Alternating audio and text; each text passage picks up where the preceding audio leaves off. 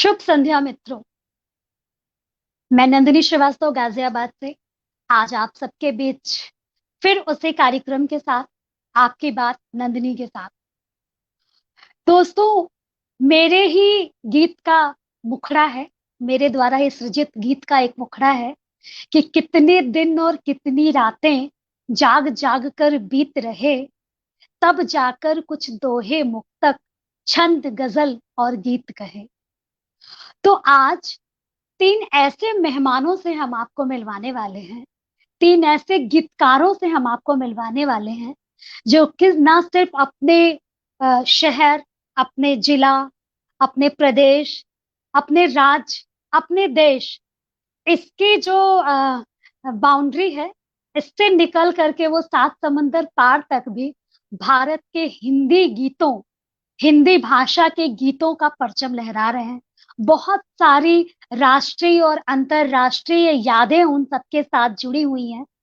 तो आप ये सोच सकते हैं कि जब मेरे जैसे नवांकुर लोग ये कह सकते हैं कि कितने दिन और कितनी रातें जाग जाग कर बीत रहे, तब कुछ गीत कहे, तो उन्होंने अपने जीवन के, अपने इस उम्र के कितने दिन और कितनी रातें जाग कर काटी होंगी कि वो आज इस मुकाम पर पहुंचे। तो स्वागत करते हैं हम आज हमारे आज के पहले मेहमान का। हमारे आज के पहले मेहमान होते हैं राजीव राज जी, जो इटावा से हैं। वो जो है वो पेशे से एक अध्यापक हैं और बाकी का उनका परिचय हम उनसे ही सुनेंगे। राजीव राज जी का सिटी अपडेट के इस कार्यक्रम में बहुत बहुत स्वागत है, अभिनंदन है जी। बहुत बहुत आभार नंदिनी जी। मैं तमाम श्रोताओं का भी एहतराम करता हूँ, प्रणाम करता हूँ। जी राजीव जी। और अब हम जिस नारी को, जिस सशक्त नारी से आपका परिचय करा रहे हैं, जिनको हम बहुत आदर और स्नेह सम्मान के साथ आमंत्रित करते हैं, उनका नाम होता है डॉक्टर कीर्ति काले जी, जो दिल्ली से हैं। वो किसी परिचय की मोहताज नहीं है, फिर भी उनको आमंत्रित करते करते मैं एक बात कहती हूँ कि वो अंतरराष्ट्रीय कवित्री, मंच संचालिका, गीतकार, गजलकार, व्यंग्यकार, ऐसे बहुत सारे विशेषणों की एक पूरी किताब है, एक पूरा शब्दकोश है। मैं आदरणीय डॉक्टर कीर्ति काले जी का, जिनको मैं प्यार से दीदी बुलाती हूँ, बहुत बहुत स्वागत करती हूँ, अभिनंदन करती हूँ। जी नमस्कार। जी दीदी। और हमारे आज के जो तीसरे मेहमान हैं, उनका नाम होता है प्रवीण कुमार पांडे प्रज्ञार्थू, जो फिरोजाबाद से हैं। और वो भी जो है वो एक शिक्षक हैं। और जो आज की जो नई पीढ़ी है, नव युवा गीतकारों में एक अच्छा मुकाम, एक अच्छी पहचान भारत में बना रहे हैं। मैं प्रवीण जी का भी अपने शो सिटी अपडेट के इस चैनल पे बहुत बहुत स्वागत करती हूँ, अभिनंदन करती हूँ। बहुत बहुत धन्यवाद। सभी दर्शकों को मेरा प्रणाम। जी जी। और मैं एक बात और अपने श्रोताओं से कह दूं कि इसमें जब मैंने सोचा कि गीतकारों का एक समूह बनाऊंगी, एक टीम बनाऊंगी, जिसमें गीतकारों का परिचय से हम आप सबको रूबरू कराएंगे। और जब डॉक्टर कीर्ति काले जी का मेरे दिमाग में नाम आया, मेरे मन में, कि दीदी को बुलाया जाए, तो मैं ये सोच रही थी कि 1.5 घंटे के इस कार्यक्रम में उनसे मैं क्या पूछूंगी, क्या छोड़ूंगी, क्योंकि मुझे लगता है राजीव जी की 1.5 घंटे का कार्यक्रम तो सिर्फ उनके 35-40 वर्षों के जो साहित्यिक मंची और काव्य यात्रा, उसके लिए भी कम हो जाएंगे। और लेकिन दीदी बहुत जी जी राजीव जी। और चलिए बात को शुरू करते हैं। मैं पहले प्रश्न के साथ राजीव जी के पास ही आती हूँ। राजीव जी रसायन विज्ञान से एमएससी, पीएचडी, बीएड, फिर एमए हिंदी साहित्य, एमए संस्कृत साहित्य, एमए भूगोल, साहित्य रत्न प्रयागराज से, फिर एक प्रतिष्ठित और सधे हुए गीतकार। मतलब ये यात्रा एक व्यक्ति में कैसे समावेश हो जाता है, इतने सारे गुणों का कैसे निभा लेते हैं, कैसे रही अब तक की यात्रा? जी नंदिनी जी, पुनः अपने सभी दर्शकों और श्रोताओं को प्रणाम करते हुए मुझे जो डिस्प्ले पर दिख रही हैं मेरी बड़ी बहन डॉक्टर कीर्ति काले जी, उनके श्री चरणों में प्रणाम निवेदित करता हूँ। बस ये मान के चलिए कि नमस्कार। आपके प्रश्न का उत्तर यहीं दीदी को देखकर आप समझ जाइए कि वो मिल गया। मतलब इस नन्हे से बच्चे को केवल हर पल में जीना आता है। एक छोटा सा बच्चा जिस तरह से अपनी माँ की गोद में सहज होता है, उसके बाद थोड़ा बड़ा होता है तो पिता की उंगली पकड़ के सहज हो जाता है, बस वो उस पल को जी जीता चला जाता है।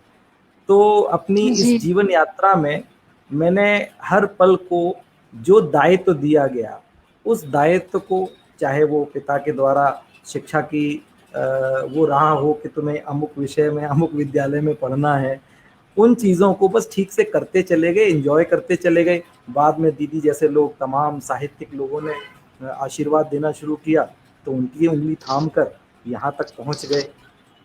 तो कुछ मुश्किल नहीं है। अगर कोई भी जो काम आप कर रहे हैं, अगर आप शिक्षक हैं तो आप पढ़ाने में आनंद लीजिए, अगर आप विद्यार्थी हैं तो पढ़ने में आनंद लीजिए, और अगर आप साहित्य साधक हैं तो जो कुछ भी रचा और लिखा गया है उसको पढ़ने का आनंद लीजिए। व्यक्तिगत अनुभूतियां जो जीवन की होती हैं, वो जब घनीभूत होती हैं तो जो सांचा आपको साहित्य पढ़ने से मिलता है, उस सांचे के हम्म, माध्यम से ही बाहर आ जाती है और फिर सराही जाने लगती है। जो स्थिति, जी जो मकाम आप दिख रहा है, बस इसी यात्रा का परिणाम है। जी राजीव जी, बहुत बड़ा सा परिचय, बहुत संक्षिप्त और सूक्ष्म शब्दों में दिया आपने। मैं डॉक्टर कीर्ति काले जी के पास आती हूँ और पहला सवाल उनके सामने ये रखती हूँ कि ग्वालियर की कीर्ति भागवत से दिल्ली की डॉक्टर कीर्ति काले तक की यात्रा कैसे तय हुई, दीदी श्रोताओं को बताइए। सबसे पहले तो मैं अपने तीनों सहयात्रियों को बहुत बहुत नमस्कार करती हूँ और नंदिनी को विशेष रूप से बहुत शुभकामनाएं देती हूँ। इतना अच्छा कार्यक्रम वो आयोजित करती हैं। मैंने पहले भी आपका ये कार्यक्रम देखा है और बहुत जी अच्छी दीदी। तरह से आप प्रश्न पूछती हैं और बहुत अच्छी तरह से सब लोग आपको उत्तर देते हैं। ग्वालियर से जी यहाँ तक का की यात्रा कैसे हुई? ग्वालियर में मेरा जन्म हुआ, ग्वालियर में ही शिक्षा दीक्षा जी हुई और वहाँ जी विवाह के बाद मैं दिल्ली आ गई। जी लिखना मैंने शुरू किया लगभग 8वीं 9वीं क्लास से। थोड़ा जी सा तुकबंदी सी करती रहती थी। कविताएं मुझे बहुत जल्दी याद हो जाती थी, खूब सारी कविताएं जी याद होती थी। मंच पर बोलने का मुझे कभी भी भय नहीं रहा, क्योंकि बहुत छोटेपन जी से ही मंच पर मैं बोलती रही हूँ। तो जी ऐसे धीरे धीरे कविताएं लिखनी शुरू हुई। एक कविता प्रतियोगिता में मुझे भेजा था, मेरी जो टीचर थी उन्होंने।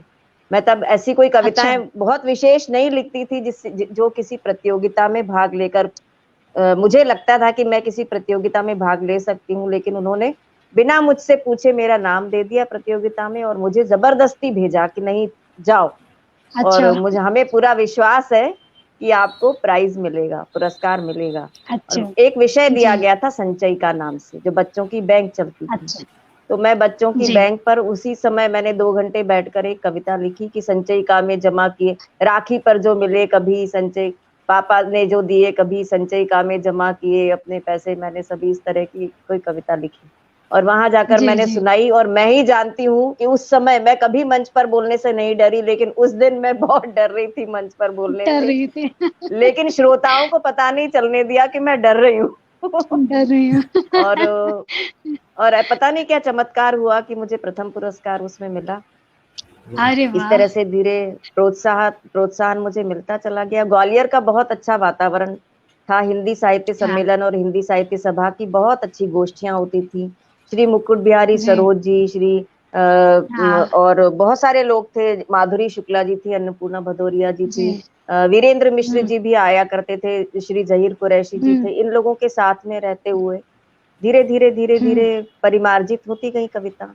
और दिल्ली आने के बाद हम्म, तो एकदम एकदम से तब ग्वालियर का वातावरण बड़ा ग्रामीण सा वातावरण था और जी दिल्ली एकदम से यहाँ महानगर क्या, देश की राजधानी, एकदम ही इतना राजधानी। परिवर्तन। मैं तो नंदिनी जी बताऊं, नंदिनी मैं अभी तक अपने आप को दिल्ली वाली कह ही नहीं पाती हूँ, क्योंकि मैं दिल्ली वाली नहीं बन है। ही नहीं पाई अभी तक।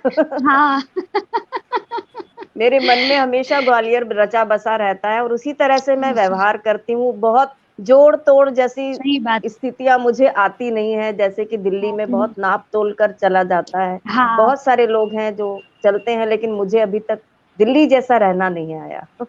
नहीं आया। जी दीदी, आपने एक साक्षात्कार में बताया था कि पिताजी के साथ आप जाया करती थी। वो कुछ जो है संस्मरण हमारे श्रोताओं से साझा करिए, अपने पिताजी के साथ जब आप जाया करती थी। जैसे मेरे पिताजी को पता चला कि मैं कविताएं लिखती हूँ, मेरे घर में हाँ। मुझे हमें कभी प्रतिकूलता झेलनी नहीं पड़ी, जैसे बहुत सारी लड़कियों को झेलनी पड़ती हैं। हाँ। हम लोग नंदिनी, हम लोग 4 बहनें हैं, मेरा कोई सगा भाई नहीं है। तो मेरे माता और जी। पिता की यही इच्छा थी कि मैं, हमारी जो लड़कियां हैं वो उनमें जो जो प्रतिभा है हम उससे आगे बढ़ाएं। आगे तो बढ़ाएं। मैं तो विज्ञान की विद्यार्थी रही हूँ, मैंने साइंस में ग्रेजुएट हाँ। किया है। लेकिन तब उन्हें जब ये पता चला कि मैं कविताएं लिखती हूँ और कवि काव्य गोष्ठियों में यदा कदा चली जाती हूँ, तो क्योंकि हमारे कॉलेज से जब फ्री समय होता था और मुझे पता चलता था कि ये कवि गोष्ठी है, तो मैं अपनी 1-2 फ्रेंड्स के साथ, सहेलियों के साथ वहां चली जाती थी, सुनती चलिए। थी वहां बैठकर। हाँ। सुनाती नहीं थी, सुनती थी केवल। तो धीरे हाँ। धीरे मेरे पिताजी भी मेरे अध्यापक रहे हैं, गणित के अध्यापक हाँ। थे वो। तो फिर अच्छा। कभी कभी रात में गोष्ठियां होती थी तो मैं जा नहीं पाती थी, लेकिन मेरा मन होता था कि मैं जाकर सुनूं। तो वो मेरे साथ जाते थे, फिर कहते कि चलो मैं चलता हूँ, मैं भी सुन लूंगा, तुम भी सुन लेना। मैं तब सुनाती नहीं थी, केवल सुनने का मुझे शौक था। तो सुनना। मैं सुना, मतलब मेरा मन नहीं होता, ऐसा नहीं लगता था कि मैं इन लोगों जैसी कोई कविता लिखती हूँ। लिखती तो थी मैं। फिर धीरे धीरे उन लोगों ने कहा कि आप भी सुनाया कीजिए, आप इतने रोज हमेशा आती हैं। तो मैंने कहा मैं आप लोगों जैसी नहीं लिखती हूँ कविताएं, मुझे बड़ी झिझक होती है, इतने बड़े बड़े लोग मुझे लगते थे। सुनाने। तो वो बोले नहीं, कोई बात नहीं, ऐसे ही सीखा जाता है। फिर मैं सुनाने लगी हम्म। उनके साथ में बीच में, और उन्हीं उन्हीं लोगों ने फिर धीरे धीरे मुझे, कभी किसी स्थानीय कवि सम्मेलन में सभी लोग एक साथ में गए तो मुझे भी फिर वो लेके गए। तो मैं अपने पिताजी के जी। साथ ही जाती थी, और दिल्ली में आने के बाद, आने से पहले तक मैं अपने पिताजी के साथ ही कवि सम्मेलन में जाती थी, क्योंकि हमारे घर में कोई कवि नहीं, कविता का कोई वातावरण नहीं, किसी कवि से मैं परिचित नहीं। पहला कवि सम्मेलन मैंने तभी सुना जब मैंने मंच पर काव्य पाठ किया, उसके पहले मैंने कभी कवि सम्मेलन नहीं सुना था। क्या बात है। हाँ, जी। जी। रेडियो पर जरूर सुने थे, रेडियो पर और टेलीविजन पर जो आया करते थे कवि सम्मेलन में, मैं वो खूब सुनती हाँ। थी और खूब कॉपी लेकर सुनती थी। बैठ जाती थी, एक एक कवि की एक एक पंक्ति, मुशायरा भी और कवि सम्मेलन भी, दोनों खूब सुनती थी। तो लेकिन मंच पर मैंने कभी नहीं सुना था, क्योंकि ऐसे लड़कियों को जाकर कवि सम्मेलन सुनने के लिए, चूंकि रात में ही होते थे, और हमारे घर में कोई हाँ। ऐसा कविता का वातावरण तो नहीं था कि सब लोग जा रहे हैं हाँ। साथ में कवि सम्मेलन सुनने के लिए। और ग्वालियर में तब थोड़ा सा पिछड़ा हुआ ही माना जाता था, लड़कियों को एकदम से हाँ। बाहर हाँ। निकलने की उतनी बाहर वैसा इजाजत वातावरण नहीं नहीं थी। था कि हाँ नहीं, इजाजत मतलब वातावरण ही नहीं था ऐसा कि लड़कियां साथ रात में कवि सम्मेलन सुनने जा रही हैं, या पिताजी भी साथ हम्म। में जाएं तब भी नहीं था इस तरह का की। तो वो जी। मैंने कभी नहीं सुना था कवि सम्मेलन। मैंने स्वयं ने जब जी। कविता पाठ किया पहली बार, तभी मैंने कवि सम्मेलन भी सुना। तो इस तरह की मेरी जर्नी रही। मेरे पिताजी ने, मेरी माँ ने, जिन्हें मैं आई और बाबा कहती हूँ, पिताजी तो अब नहीं है लेकिन माँ है, नहीं आई नहीं। है, तो उन लोगों ने हम्म। बहुत साथ दिया मेरा। तो इसी तरह से यात्रा आगे चलती चली गई। सही बात है। बिना एक नारी के लिए उसका, उसके परिवार का साथ देना बहुत जरूरी होता है। दीदी शायद आपको एक दीदी, मतलब लोगों को ये बात नहीं पता मेरे बारे में, छोटी सी बात बताती हूँ फिर प्रवीण जी के पास चलती हूँ। मैं कक्षा 11वीं से कविता लिखती थी। उस वक्त माहौल दहेज उत्पीड़न ये सब का बहुत होता था। गोरखपुर में रही हूँ मैं, वहां पे। हम्म। तो मेरे चाचा जी थे, वो bar council of Uttar Pradesh के 15 साल मेंबर रहे।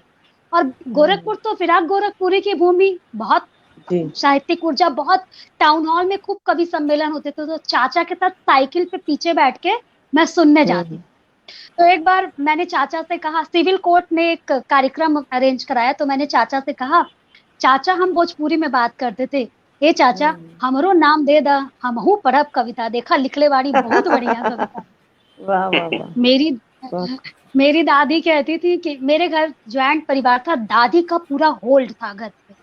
तो मेरी दादी ने एक बार मुझसे कहा, बियाह करके ससुरे जइया, तोहार आदमी जौन कराई तौन करिए, यहाँ हाँ, पढ़ा और तौन अपने करी है। ससुराल जा।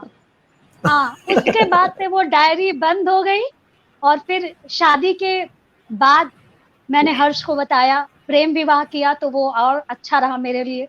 वो समझे और उन मतलब मायके से दबी हुई इच्छा को ससुराल में मैंने पूरा किया, सास ससुर पति के साथ में। बहुत तो अच्छा, तुम्हारा भी सौभाग्यशालिनी हो कि ससुराल इतना अच्छा मिला जिन्होंने साथ हाँ, दिया था। बहुत बहुत बहुत इसमें तो है। और अब प्रवीण जी के पास आती हूँ। प्रवीण कुमार पांडे से प्रवीण कुमार पांडे प्रज्ञार्थु तक की यात्रा कैसे तय हुई प्रवीण जी? जी, सर्वप्रथम मैं आदरणीय डॉक्टर कीर्ति काले दीदी जी और डॉक्टर राजीव राज जी, आप दोनों को मैं करबद्ध प्रणाम करता हूं और आपका बहुत बहुत आभार व्यक्त करता हूं कि आदरणीय नंदिनी श्रीवास्तव जी, आपने मुझे इस कार्यक्रम में आमंत्रित किया। और आपका प्रश्न बहुत ही शानदार प्रश्न है कि प्रवीण कुमार पांडे से प्रवीण कुमार पांडे प्रज्ञार्थु तक की यात्रा किस प्रकार संपन्न हुई। तो मैं एक छोटे से गांव में रहता हूं, अभी भी वही निवास स्थान है, फिरोजाबाद से 7 किलोमीटर दूर हमारा गांव है और संयुक्त परिवार है। और प्रारंभ से ही मैं शहर में पढ़ने जाया करता था, तो मुझे शिक्षा में कोई कभी परेशानी नहीं आई। पिताजी ने खूब अच्छे से मन भर के पढ़ाया। फिर 12th में जब 10th पास कर लिया, फिर 11वीं कक्षा में जब पहुंचे तो फिर घर वालों का सबका मत ये था कि मैं विज्ञान वर्ग लूं। और अब मैं उनकी भावनाओं के आगे बड़ा शांत पड़ गया। फिर मैंने एडमिशन भी ले लिया जाके, और विज्ञान वर्ग की किताबें भी खरीदी, लेकिन फिर मन नहीं माना। तो 1 महीना पढ़ने के बाद वहां से मैं चला आया उस विद्यालय से। फिर मैंने कला वर्ग में एडमिशन किया और मैं कला वर्ग का विद्यार्थी रहा। उसके बाद फिर बचपन से घर वालों ने सपना ये देखा था कि सिविल सर्विसेज में जाना है, तो ग्रेजुएशन कंप्लीट करने से पहले 12th में मैं दिल्ली आ गया था। तो वहाँ एक छोटा सा कमरा लेके मुखर्जी नगर में मैं वहाँ रहा, मैंने खूब अध्ययन किया और 2 बार मैंने यूपीपीसीएस का मेंस भी लिखा, 1 बार इंटरव्यू दिया। अरे वाह! लेकिन मन बड़ा विचलित रहता था और मतलब मन नहीं लगता था। मैं कर रहा था लेकिन मुझे अंदर से लगता था जबरदस्ती कुछ हो रहा है। फिर उसी बीच मैंने संगीत से प्रभाकर भी किया। प्रभाकर करने के बाद फिर मैं छोटे मोटे भजन संध्या में जाया करता था और एक बार तो उसका मेरा प्री था इसका यूपीएससी का, और मैं भजन संध्या में 1 महीने पूरे जाया करता था वहां दिल्ली में मंदिर में। मेरा मन वही लगता था, मैंने पढ़ाई नहीं करी थी। उसके बाद फिर बेसिक शिक्षा से फिर संबद्धता हो गई। फिर घर वालों ने कुछ कहा नहीं, और मैं वैसे कविताएं तो लगभग ग्रेजुएशन में जब आया तब से मैंने लिखना प्रारंभ की। और फिर कुछ ऐसे फिरोजाबाद में साहित्यकारों का साथ मिला। एक गोष्ठी में मैं गया था अपने दोस्त के साथ, तो वहां मैंने अपनी कविता सुनाई, फिर लोगों का आशीर्वाद मिलने लगा। तो इस प्रकार फिर प्रवीण कुमार पांडे प्रज्ञार्थु बन गए। प्रज्ञार्थु नाम, एक मिनट नंदिनी, प्रज्ञार्थु नाम किसने दिया? क्या आपने स्वयं ने रखा या किसी ने सुझाया आपको? जी, मैं आज सुबह से ये सोच रहा था कि काश ये प्रश्न कोई मुझे पूछ ले। अच्छा। और मेरे मन की बात हो गई। ये वृंदावन में मेरे माताजी, पिताजी, बुआ जी के गुरुजी हैं डॉक्टर विजय कृष्ण चतुर्वेदी। उन्होंने मुझसे एक कार्यक्रम में इटावा मिले थे। उन्होंने ये कहा था कि उपनाम अपना खुद का तय किया हुआ होना चाहिए। मैंने कहा गुरुजी ऐसा क्यों?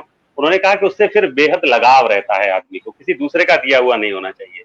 क्योंकि मेरे एक गुरुजी थे संगीत के, वो मुझे देना चाहते थे कुछ नाम, तो मैंने उन्हें फिर मना कर दिया बाद में, नहीं मैं अपना खुद तय करूंगा। तो ये नाम मेरा तय किया हुआ है, तो ये मेरा ही तय किया हुआ है और मुझे बेहद पसंद है। बहुत अच्छा नाम है आपका, प्रज्ञार्थु। बहुत अच्छा, प्रज्ञार्थु। मैंने भी पूछा था प्रज्ञार्थु तक की यात्रा। जी राजीव राज जी के पास अब आती हूँ। राजीव जी, आपके परिचय से जब रूबरू हुई तो मैंने जाना कि 2014 से लेके अभी तक आपको आपके साहित्य और शिक्षण कार्य में अनुपम योगदान के लिए बहुत सारे पुरस्कारों सम्मानों से अलंकृत किया गया है। कोई ऐसे पुरस्कार जो आपके मन के बहुत करीब हो, जो आपको लगता हो कि मोस्ट अवेटेड है, या जिसको पा करके मन लगा हो कि हाँ आप कुछ प्राप्त कर लिया, कुछ ऐसा कुछ संस्मरण हो तो बताइए श्रोताओं को। जी बिल्कुल। एक पुरस्कार मुझे 2016 5 सितंबर को मिला महामहिम मुखर्जी द्वारा, राष्ट्रपति सम्मान। हमारे विभाग में, शिक्षा विभाग में हाँ, वो सर्वोच्च सम्मान कहा जा सकता है, सबसे बड़ा पुरस्कार कहा जा सकता है।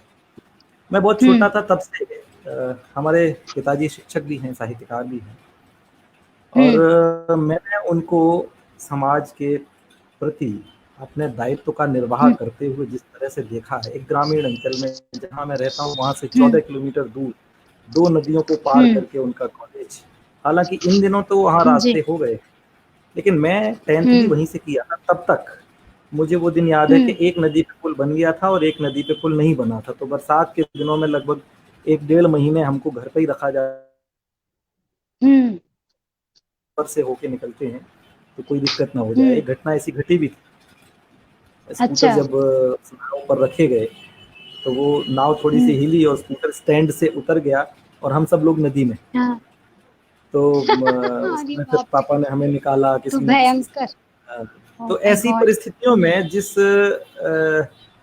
सुदूर ग्रामीण अंचल में पापा का कॉलेज था और उनका अपने कर्तव्य के प्रति जो समर्पण था, जिस तरह से वो एक्स्ट्रा क्लासेस भी चलाते थे, मतलब मैंने देखा एक शिक्षक क्या कर सकता है अपने दायित्व की निर्वहन के लिए, वो सब कुछ करते हैं। निर्वाण की, वो दिन मुझे याद है, उन ये सारी चीजें मैंने बहुत करीब से देखा। हमारे यहाँ ये जो पत्रिका थी सरस्वती पत्रिका, आप सब लोग जानते हैं, साहित्यिक लोग हैं, देखने सुनने वाले लोग भी सब अच्छी तरह जानते हैं, उसका 25वां जो वो अंक था, रजत जयंती वर्ष, उसके हम्म, संपादक रहे थे भैया जी, वो हमारे इटावा के ही थे अच्छा, जी, अच्छा, श्री नारायण हाँ, चतुर्वेदी जी। उनके भाई हम्म, अमरनाथ चतुर्वेदी जी जिला विद्यालय निरीक्षक पद से अवकाश प्राप्त थे और पिताजी को बहुत स्नेह करते थे। तो मुझे याद है कि वो पिताजी से उन्होंने कहा कि प्रेम बाबू तुम जो है उसके लिए राष्ट्रीय शिक्षक सम्मान के लिए आवेदन क्यों नहीं कर देते, और तुम्हें कर देना अच्छा, चाहिए। तो पापा ने कहा कि साहब, अब मैं छोटा हूँ, पापा के साथ जाता आता था, बस ये इतना घर इतना बड़ा हो गया था। हम्म, तो पापा ने उनको जो जवाब दिया, कहा कि अपने ही सम्मान के लिए खुद आवेदन करना, ये कहाँ, हम्म, ये बड़ा अजीब और गरीब सा है। मतलब अगर किसी को सम्मानित करना है तो देखे और करे, उसके लिए आवेदन सही करना, बात, तो बोले आवेदन तो कुछ नहीं होता है, लेकिन ऐसा है पैरवी खुद करनी पड़ती है। विभाग कहाँ इतनी मतलब बहुत सारे दायित्व होते हैं विभाग के पास, बहुत सारे, तो कौन किसको देखता है, जब वो निकलता है तो माना तो यही जाता है कि विभाग ने ही चुना, लेकिन कुछ परसों जी, खुद भी किया जाता है, तुम थोड़ा सा हमें अच्छा एक काम करो, डॉक्यूमेंट्स अपने दे दो, ये दे दो। तो पापा ने उनसे हम्म, बड़े सलीके से मना किया कि मुझसे होगा नहीं। तो ये हम्म, सारी बातें देख सुन के जो बड़ा हुआ, मुझे ये था शुरू से कि ये कोई बड़ा हम्म, सम्मान है और ये इनको मिलना चाहिए था, नहीं मिला। जब मैं शिक्षक हुआ हम्म, तो मुझे लगा कि मेरी एक ख्वाहिश जिसे कह सकते हैं ना, कि मेरी एक सबसे बड़ी साध ये थी कि मैं राष्ट्रपति शिक्षक सम्मान प्राप्त करूं। और वो हम्म, क्यों करूं, मुझे लगा कि वो सम्मान मैं पिताजी के हाथों में समर्पित करूं, ये पिताजी भी को, तो उनको सम्मानित हाँ, करना होगा। और सही आप बात, आश्चर्य मानेंगी नंदिनी जी, हमारा जब इंटरव्यू था लखनऊ में, तो जी, उन्होंने हमारी फाइल देख के, जो जो पैनल था उसमें उन्होंने हमसे ये हम्म, कहा था कि राजीव जी, आपको ये सम्मान क्यों दिया जाए, आपको ऐसा क्यों लगता है कि सम्मान आपको मिलना चाहिए। तो उस प्रश्न हम्म, के उत्तर में मैंने ये बात कही भी थी, मैंने कहा इसके सर कई हम्म, कारण हैं। पहला कारण तो ये है हम्म, कि मैं एक शिक्षक पुत्र हूँ और मैंने एक आदर्श शिक्षक को उनके जीवन भर काम करते हुए देखा है, लेकिन सम्मान उन्हें नहीं मिला और वो इस समय मौजूद है। हम्म, अगर ये सम्मान मुझे हम्म, मिलेगा तो ये सम्मान मैं अपने पिताजी के हाथों में सौंप के, मुझे लगेगा कि ये हम्म, सही मायने में उनका सम्मान है और मुझे सम्मानित होते देख के वो स्वयं को सम्मानित महसूस करें। तो ये एक क्या बड़ा बात भावुक सा प्रश्न था, मेरे जीवन की एक साध है, थी। बिल्कुल, तो ऐसा हुआ भी। उसमें क्या होता है, राष्ट्रपति पुरस्कार प्राप्त करने जाते समय एक लोगों को अपने साथ ले जाया जाता है, मतलब ले जा सकते हो आप हम्म, अटेंडेंट के रूप में। तो किसी भी जी, सुने, मैं उस 3 दिन वहां रहा मेहमान के बतौर। तो दीदी क्या होता था कि 2 पंक्तियां लगती थी, मतलब पुरस्कार प्राप्त करने वाले और उनके साथ वाले। तो पिताजी को साथ वालों देखकर, के, हाँ, तो जब मैं जिस पंक्ति में लगता था सम्मान, तो लोग कहते थे नहीं सर, अटेंडेंट का नहीं, इधर तो एवार्डी को रहना है, अटेंडेंट उधर जाएंगे। हम्म, तो पापा कहते हम्म, थे, इससे पहले कि मैं कुछ बोलूं, पापा साथ रहते, पापा एकदम जोश में कहते थे, अरे यही पुरस्कार प्राप्त कर रहा है, मैं इसका अटेंडेंट हूँ। तो वो जिस जोश में कहते हाँ, थे, मुझे पल पल ये सही बहुत लगा बात अच्छा, है, कि वाह वाह मैंने, वाह, सही बात मतलब है, मेरे जीवन में क्या कुछ बात है, मैंने ऐसा कर लिया मतलब ये जो संतुष्टि है, मैंने जी जी। लिया अपना जीवन, सच में ये तो सब बोनस है, पता नहीं क्या क्या हो, लेकिन एक पुत्र के नाते जो मुझे करना था वो मैंने वहां किया। तो ये जी। बड़े भावुक पल थे 3 दिनों जब हम वहां रहे, और जैसे ही मुझे वो सम्मान दिया गया, आके सबसे पहले मैंने पापा के गले में वो मेडल डाला, और जी। खैर वो बड़ा अद्भुत पल था। तो ये हमारे जीवन की एक साथ थी, और वो बहुत जल्दी पूरी हुई। ये मैं क्या कहूँ कि हिंदुस्तान में सबसे कम उम्र में ये शिक्षक, राष्ट्रीय शिक्षक सम्मान प्राप्त करने वाला ये गौरव मुझे हासिल है। मैंने न्यूनतम उम्र उसकी जो थी, वाह उस वाह उम्र में वाह, वो सम्मान हासिल किया। बहुत तो ये बधाई भाई, वाह वाह वाह। बहुत सब बहुत बहुत मैं आशीर्वाद। जितने बहुत सारे श्रोता हमें देख रहे हैं, प्रेषित कर रहे हैं, कीर्ति दीदी को भी, आप दोनों को भी। और सच बात कहती हूँ दीदी, राजीव जी को सुन करके लगा कि संस्कार जो है वो परिवार से ही आता है, इसको कहीं और से नहीं आ सकता है। और किसी भी बच्चे, किसी भी संतान, किसी भी व्यक्ति के परवरिश में उसके परिवार के संस्कारों का बहुत बड़ा योगदान होता है। ये सब बातें जो कही गई हैं वो मिथ्य नहीं है, ये जीते जागते उदाहरण है हमारे सामने। और अगले प्रश्न के साथ मैं कीर्ति दीदी के पास आती हूँ। जैसा कि पुरस्कारों की बात चल रही है, तो कीर्ति दीदी के, राजीव जी, जब प्रवीण जी, जब मैं कीर्ति दीदी का परिचय में जाने लगी, पुरस्कार देखा, वर्ष ये वर्ष ये वर्ष ये मैंने कहा मैं कैसे तय करूं कि कौन सा बड़ा पुरस्कार, कौन सा छोटा पुरस्कार। पुरस्कार तो कोई बड़ा और छोटा नहीं होता है, वो तो पुरस्कार ही होता है। दीदी कुछ बताइए, इतने सारे पुरस्कार मिले, कौन सा ऐसा पुरस्कार जो मन के बहुत करीब होता है, जो दुखी होने पे भी बहुत सुकून देता है देख करके, या जैसे राजीव जी ने कहा कि पिताजी को उन्होंने समर्पित किया, तो कुछ ऐसे संस्मरण हमारे श्रोताओं से साझा करिए। हर पुरस्कार अपने साथ में एक उत्तरदायित्व लेकर आते हैं, प्रसन्नता भी जी। लेकर आते हैं और एक उत्तरदायित्व भी लेकर आते हैं। बिल्कुल तो बिल्कुल। बहुत सारे पुरस्कार मिले हैं, और वो उस समय पुरस्कार प्राप्त करते समय अच्छा भी लगता है और एक उत्तरदायित्व का बोध भी होता है।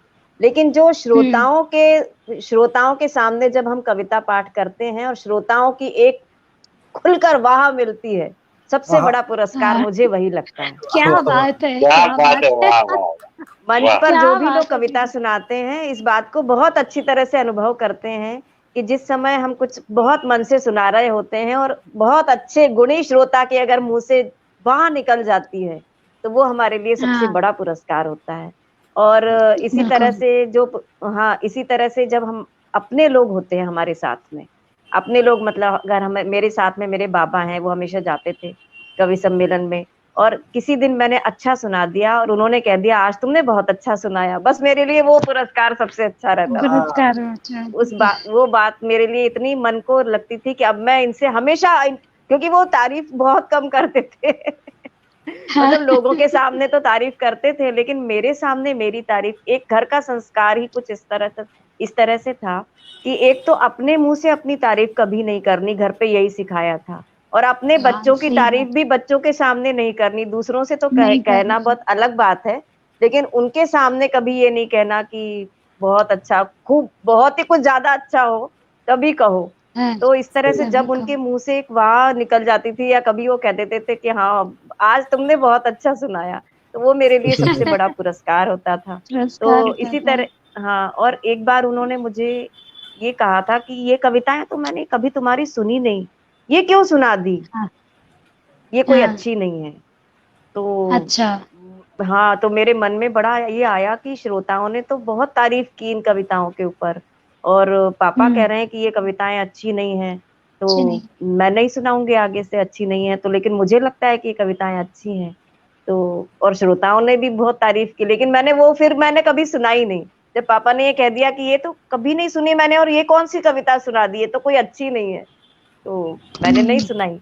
लेकिन बाद में उन्हीं कविताओं पर बहुत लोगों ने मुझे खूब सालों बाद फिर मैंने सुनाई उसको, तो श्रोताओं ने उसे खूब भरपूर स्नेह और प्यार दिया। लेकिन उस समय सबसे बड़ा पुरस्कार, जो प्रश्न आपने पूछा है उसी का उत्तर देती हूँ कि सबसे बड़ा पुरस्कार, एक लाइन में जो मैंने पहले बताया कि श्रोताओं से के मुंह से, अच्छे श्रोता के मुंह से निकली हुई एक वाह मेरे लिए सबसे बड़ा पुरस्कार है।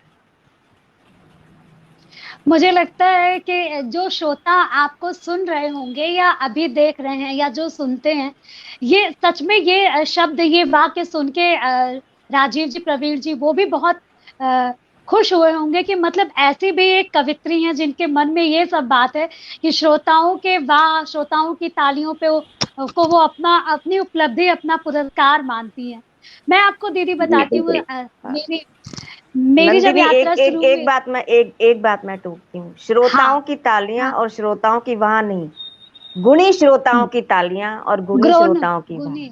वाह जी वाह जी बिल्कुल वाह जी। वाह वाह, बिल्कुल बिल्कुल बिल्कुल सही बात। बिल्कुल बिल्कुल बिल्कुल, गुणी श्रोताओं की तालियां और गुणी श्रोताओं की वाह बहुत बड़ा पुरस्कार है। एक सवाल और दीदी आपसे, उसके बाद प्रवीर जी के पास चलती हूँ कि जो हम महिलाओं के सामने एक बहुत बड़ी चुनौती होती है, आपको अक्सर देखा है, सुना है, जहां तक फेसबुक पोस्ट पे या आपको व्यक्तिगत रूप से भी मैं इतने वर्षों से जानती हूँ, मायका ससुराल दोनों के परिवार के साथ आपको देखती हूँ। बूढ़ी सास भी है, माँ भी है, दो दो बच्चों की जिम्मेदारी, पति भी है, और फिर उसके बाद इतना अच्छा गुणवत्ता लिखना, गुणवत्ता मंचों पे जाना, अंतर्राष्ट्रीय मतलब पटल पे अपने आप को इतने अच्छे तरीके से स्थापित कर लेना, कितना चुनौतीपूर्ण होता है एक नारी के लिए घर से निकल करके ये सब करना। नंदिनी, सबसे बड़ी बात है कि हमें एक तो जो हमारे अपने लोग हैं उनको अपना हम्म समझकर उनसे प्रेम करना आना चाहिए। हम्म क्योंकि जो भी परिवार हमारा है उनका उत्तरदायित्व केवल एक के भरोसे नहीं चलता कि एक पूरा उत्तरदायित्व लेता रहे और दूसरा केवल अपने अपने अपने कैरियर की तरफ ही ध्यान देता रहे। अगर सब लोग मिलकर साथ हम्म। देते हैं तो सब कुछ हो जाता है। तो इसी तरह से सब मेरे कुछ। ससुराल पक्ष में भी, पहले तो यहाँ तो हमारी तो मातृभाषा मराठी, घर में किसी ने हिंदी की हाँ, कविता कभी सुनी नहीं, और कवि सुनी सम्मेलन नहीं। क्या होते हैं ये भी उन्हें नहीं पता था। जब नहीं मेरी पता। शादी हुई, मेरी तो अरेंज मैरिज है, तो उन्हें नहीं पता था कि हम्म कवि सम्मेलन क्या होते हैं। एक आध बार कभी टीवी पर सुना था, जब 15 अगस्त 26 जनवरी पर दूरदर्शन पर कवि सम्मेलन आते थे, तब उन्हें ये लगा था हम्म कि कभी साल में एक आध बार कभी कोई कवि सम्मेलन होता होगा। लेकिन मैं तो शादी से पहले भी बहुत कवि सम्मेलनों में जाती थी, और भारत के लगभग हम्म। बहुत सारे कवि सम्मेलन मैंने उस समय तक पढ़ लिए थे। तो पढ़ लिए लेकिन थे। मेरे पिताजी ने जब शादी तय हुई थी तब बताया था कि हमारी बच्ची कविता लिखती हैं और कवि सम्मेलन में जाती हैं, तो आप इनका अगर आगे भी अगर ये करना चाहें तो इन्हें करने देंगे तो हमें अच्छा लगेगा। उन्होंने सोचा हम्म। ठीक है, साल में एक आध बार कभी जाना पड़ता होगा। हाँ बोल दिया उन्होंने, तो ठीक है कोई बात नहीं। अच्छा। और जब बाद में जब निमंत्रण आने लगे कि हर महीने ही कम से कम 4 5 6 निमंत्रण आते ही, पहले तो पत्र से आते थे निमंत्रण, पत्र से निमंत्रण हम्म आते थे, तो उन्हें लगा कि इतने बार जाना है बाहर। तो लेकिन फिर भी साथ दिया, और उस समय मैंने भी थोड़ा संयम रखा कि जब बच्चे छोटे हैं, घर परिवार को संभालना है, उस समय मैं ज्यादा बाहर ना जाऊं। और दिल्ली में हम्म। रहने का मुझे बहुत बड़ा लाभ मिला, क्योंकि दिल्ली में एक तो देश की राजधानी, स्वयं दिल्ली में ही इतने सारे कार्यक्रम होते हैं कि बहुत सारे बाहर काम। जाने की, हाँ बहुत, अगर बाहर के कार्यक्रम आप न भी करें तभी आपके मन की जो ललक है श्रोताओं के सामने कविता सुनाने की, तो यहीं के यहीं पूरी हो जाती है। आप पूरी हो जाइए, जाती है। दो 2 घंटे में आप अगर सब लोगों से आपका तालमेल अच्छा है, व्यवहार हम्म अच्छा है, तो सब लोग समझते हैं कि इनके बच्चे छोटे हैं, अगर इन्हें जल्दी जाना है तो इन्हें पढ़वा कर आप विदा कर देते हैं। तो उस समय मैंने इस तरह से चलाया और मेरा सब कुछ ठीक ठीक होता चला गया। महिलाओं के सामने चुनौतियां तो बहुत होती हैं नंदिनी, आपने भी महसूस बिल्कुल किया होगा बिल्कुल कि हर वक्त बिल्कुल। अपने आप को साबित करना पड़ता है, आज भी साबित साबित करना कर। पड़ता है। बिल्कुल हर क्षण साबित करना पड़ता है कि हम इस योग्य हैं कि हम इस मंच पर बैठ सकते हैं। हम केवल अपनी बिल्कुल। नारी होने के लिए की प्रिविलेज लेते हुए मंच पर नहीं है, हम अपने गुणों के सही बात। आधार पर मंच पर हैं। बिल्कुल तो ये हर पल हर क्षण साबित करना पड़ता है। बिल्कुल सही बात दीदी ने कहा कि नारी होने के अपनी एक अलग चुनौती है, उसको साबित करना पड़ता है। और मैं प्रवीण जी के पास आऊंगी अगले प्रश्न के साथ। प्रवीण जी, जी अभी तक तो यही हुआ है कि जो गीतकार हैं वो लिखते हैं और जो गायक हैं वो गाते हैं, पर आपसे आपका परिचय जब पढ़ा तो पता चला कि बेस्ट सिंगर ऑफ यूपी का अवार्ड आपने जीता है, श्रेष्ठ युवा गीतकार बनकर कैसा लगता है? मतलब इन दोनों में सामंजस्य कैसे बैठता है? गाते भी हैं और लिखते भी हैं। जी, आपने प्रश्न बहुत अच्छा पूछा है और इन दोनों का वास्तव में सामंजस्य है, लिखने और गाने का, क्योंकि मेरा मानना है कि प्रत्येक व्यक्ति स्वभावतः कवि होता ही है। मंच पर जाना अलग बात है, लेकिन स्वभावतः वह कवि होता ही है जी। और स्वभावतः वह गायक भी होता है। का जैसे किसी का मन प्रसन्न हो और वो नर्तक भी होता है स्वभाव से, कोई भी मनुष्य हो। और जितनी भी ललित कलाएं हैं वो हर एक व्यक्ति में अंदर छिपी हुई होती हैं, उनमें से किसी का प्रभाव अगर ज्यादा हुआ वो बाहर मुखर होकर आती है। मेरे संगीत के गुरुजी जो हैं वो कहा करते हैं कि जितनी भी ललित कलाएं हैं, लेखन, गायन, वादन, नृत्य, चित्रकला, इनमें सबसे श्रेष्ठ जो है वो लेखन है। उन्होंने मुझे एक बार बताया, तो मैंने कहा गुरुजी लेखन क्यों श्रेष्ठ है? तो उन्होंने कहा कि जैसे गायन जो कला है उसमें आपको किसी दूसरे वाद्य यंत्र की सहायता लेनी पड़ती है। जब तक कोई बजाने वाला नहीं होगा, वैसे आप गा सकते हैं, लेकिन अगर वाद्य यंत्र साथ में है तो आनंद दोगुना आता है। नर्तक को बजाने वाले का और गाने वाले का सहारा लेना पड़ेगा। लेकिन जो लेखन जो कला है, लेखन जो है उसमें व्यक्ति स्वतंत्र है, उसके अंदर जो विचार आ रहा है उसे किसी के सहारे की जरूरत नहीं, बस उसे कलम चाहिए। और कलम भी अब लोग रखने लगे, नहीं पहले जो कवि हुआ करते थे उन्हें सब कंठस्थ रहता था अपनी, बस उन्होंने मन में याद किया कि मैंने ये, बस उनका उन्हें याद हो गया। तो ये एकदम स्वतंत्र है। तो आपने जो पूछा कि बेस्ट सिंगर ऑफ यूपी से गीतकार बनकर कैसा लग रहा है, तो मैं अब अपने आप को स्वतंत्र महसूस कर रहा हूँ। मैं महसूस करता हूँ मैं अपने विचारों का स्वयं मालिक हूँ। मेरे मन में जो विचार आते हैं उन्हें मैं जैसे चाहे वैसे ढाल सकता हूँ। तो वहां मैं अपने आप को थोड़ा सा बंधा हुआ महसूस करता। हालांकि गीत मैं अभी भी गाता हूँ, अपने खुद के लिखे हुए गीत गाता हूँ और दूसरों के जो फिल्मी गीत हैं वो भी गाता हूँ, शास्त्रीय गायन भी करता हूँ। और इस बात से कभी कभी गुरुजी भी, हमारे संगीत वाले, नाराज हो जाते हैं कि भाई तुम कविताओं में नहीं जाओगे। मैंने कहा गुरुजी ये माँ शारदा है, जिसको जो करवाना चाहती है उसे वही करवाती है, तो आप इसलिए मुझे ना रोकें।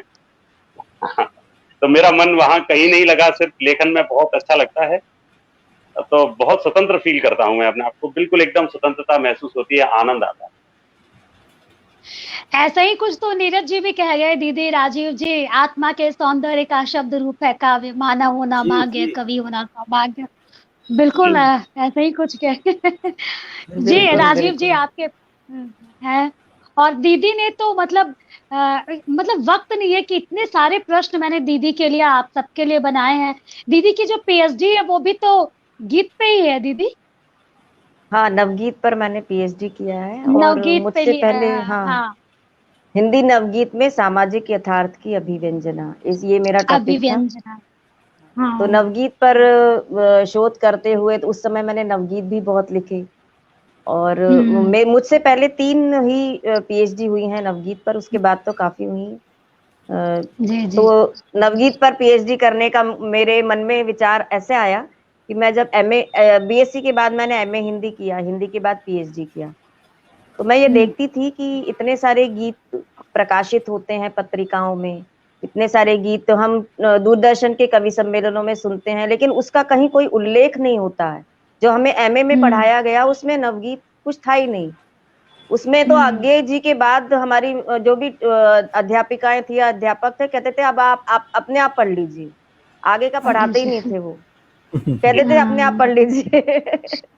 तो मैंने ये सोचा कि ये जो पत्रिकाओं में छप रहे हैं गीत या कविताएं छप रही हैं, इन्हें भी तो कुछ कहा जाता होगा। मैंने जब और पता लगाया तो पता चला कि इसे नवगीत कहा जाता है। डॉक्टर कुंवर बेचैन जी के नवगीत बहुत सारे छपे हुए मैंने पढ़े थे, ऐसे ही राजेंद्र गौतम जी के पढ़े थे, बुद्धिनाथ मिश्र जी के पढ़े थे। तो मुझे लगा इन्हें किस श्रेणी में रखा जाएगा। मैं भी तब गीत ही लिखती थी, तो मैंने कहा अब गीतों पर ही पीएचडी करते हैं। फिर मैंने नवगीत पर, डॉक्टर ब्रज कुमारी द्विवेदी जी मेरी गाइड थी और डॉक्टर ब्रजेश शर्मा जी ने बहुत सहायता की मेरी इसमें, मुझे नवगीत के बारे में समझाने के लिए। तो मैंने अपना ये शोध प्रबंध नवगीत पर। क्या बात है। राजीव जी, हर कवि की इच्छा होती है कि वो लाल किला का कवि सम्मेलन पढ़े। तो जब प्रथम बार आपको पता चला कि आपको लाल किला का कवि सम्मेलन पढ़ना है, वो अनुभव कैसा लगा, क्या लगा वहां पढ़ के, कैसा लगा इतना बड़ा मंच जिसके साक्षी दिनकर जी रहे हैं? अद्भुत अनुभव है और दीदी स्वयं वहाँ मौजूद थी। अच्छा, क्या बात है। तो ये भी एक अच्छा संयोग है कि उस कार्यक्रम में हाँ। दीदी वहाँ थी मंच पर। और जहाँ तक मैंने पढ़ा है या जाना है, लाल किले के इतिहास में वो न्यूनतम कवियों की टीम थी, वरना वहाँ बहुत बहुत लोग गिनती में होते हैं। तो ये भी हमारे लिए बड़ा अच्छा था। बहुत थोड़े से लोग थे वहाँ, 17-18 लोग, वरना हमेशा जो है 20, 25, 30, 35 जाने कितने कितने लोग लाल किले के मंच पर रहे हैं। तो दीदी तो सब देखती जानती रही हैं। मेरा वो पहला अनुभव निश्चित तौर पर कभी ना भूलने वाला है। लाल किला किस वर्ष 2018। अच्छा, 2018।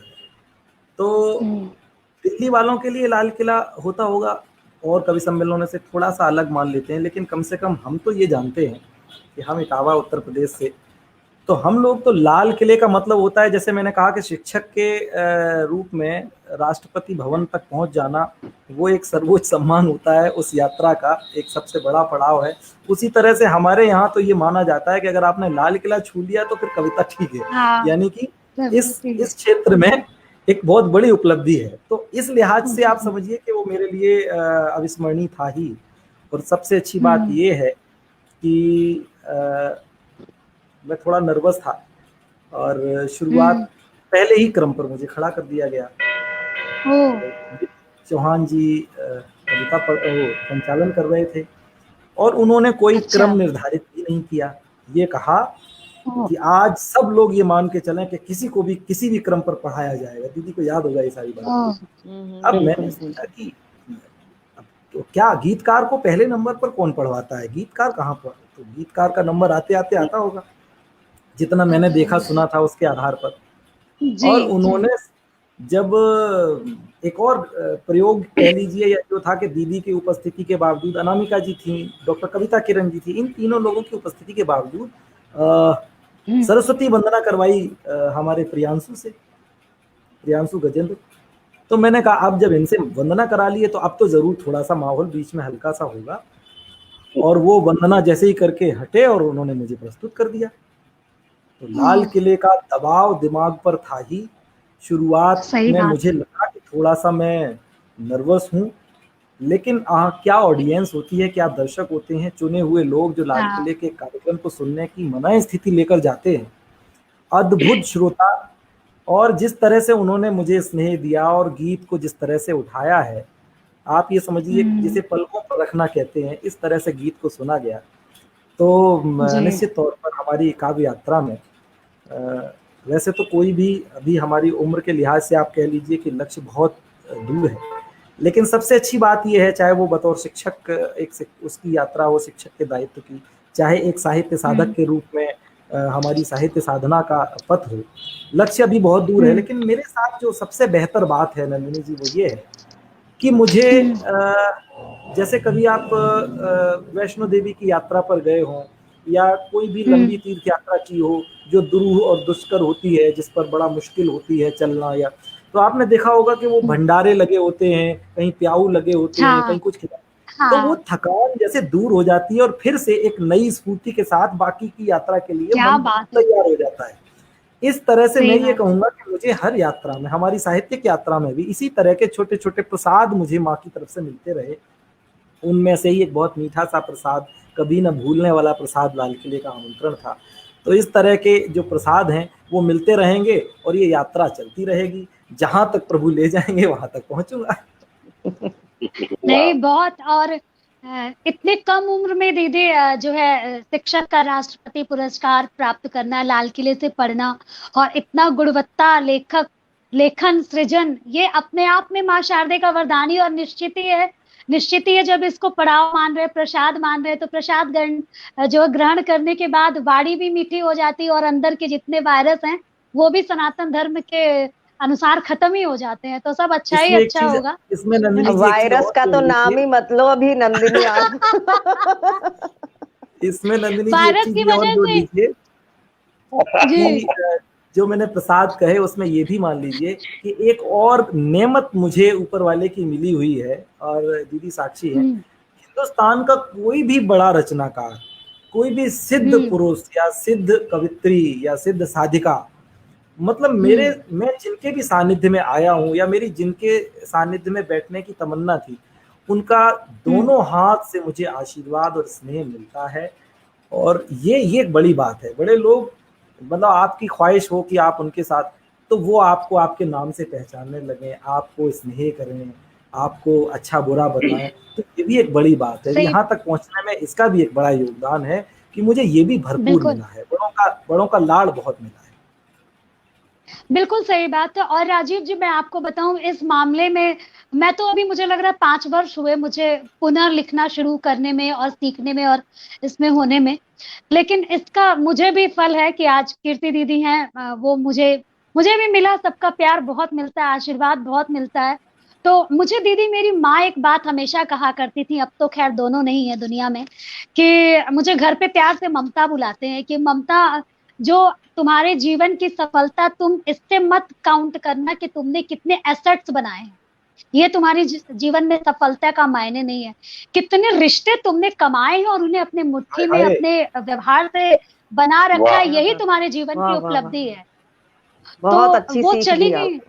बहुत बढ़िया। हाँ दीदी, वो चली गई, लेकिन वो मेरे साड़ी के गांठ में वो चीजें बांध करके गई हैं। मैं इस चीज को रखती हूँ कि नहीं कुछ पढूं, नहीं कुछ लिखूं, आप जैसे लोगों का सानिध्य मेरे लिए बहुत बड़ी बात, बहुत बड़ी उपलब्धि हो जाती है। और दीदी के पास मैं आती हूँ, अनेकों जो है दीदी, विदेश यात्राएं आपने साहित्यिक की, अमेरिका, दुबई, लंदन, ब्रिटेन के 14 शहरों में बहुत कुछ किया। कोई ऐसी अविस्मरणीय, मतलब बहुत मेमोरेबल यात्रा जिसको आप साझा करना चाहें, जिसको सोच करके या तो मुस्कुराने का मन करे या मन चिंतित हो जाए, ऐसा कुछ? बहुत सारी यादें हैं, अगर मैं सुनाने लगूंगी ना तो समय समाप्त हो जाएगा।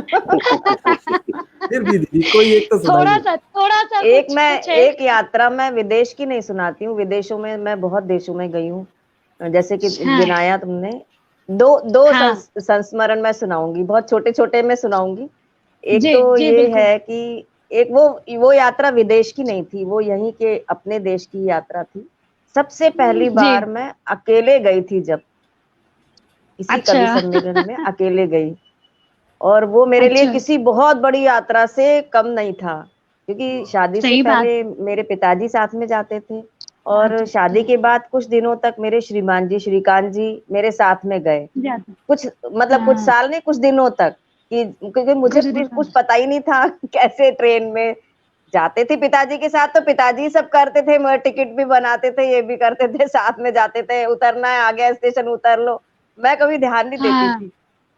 अब चूंकि पिताजी ने इनसे कह दिया था कि आप अगर इन्हें करने देंगे आगे तो अच्छा लगेगा, हमें तो एक दायित्व बोध इनके ऊपर था मन में, तो पहले अकेले अकेले कैसे भेज दें, तो पहले ये साथ में मेरे कुछ समय तक जाते थे। और उसके बाद एक बार ऐसे हुआ कि अहमदाबाद का कार्यक्रम, श्री सुरेंद्र दुबे जी के आमंत्रण था, लेकिन मैंने उन्हें मना कर दिया था कि मैं नहीं आ पाऊंगी।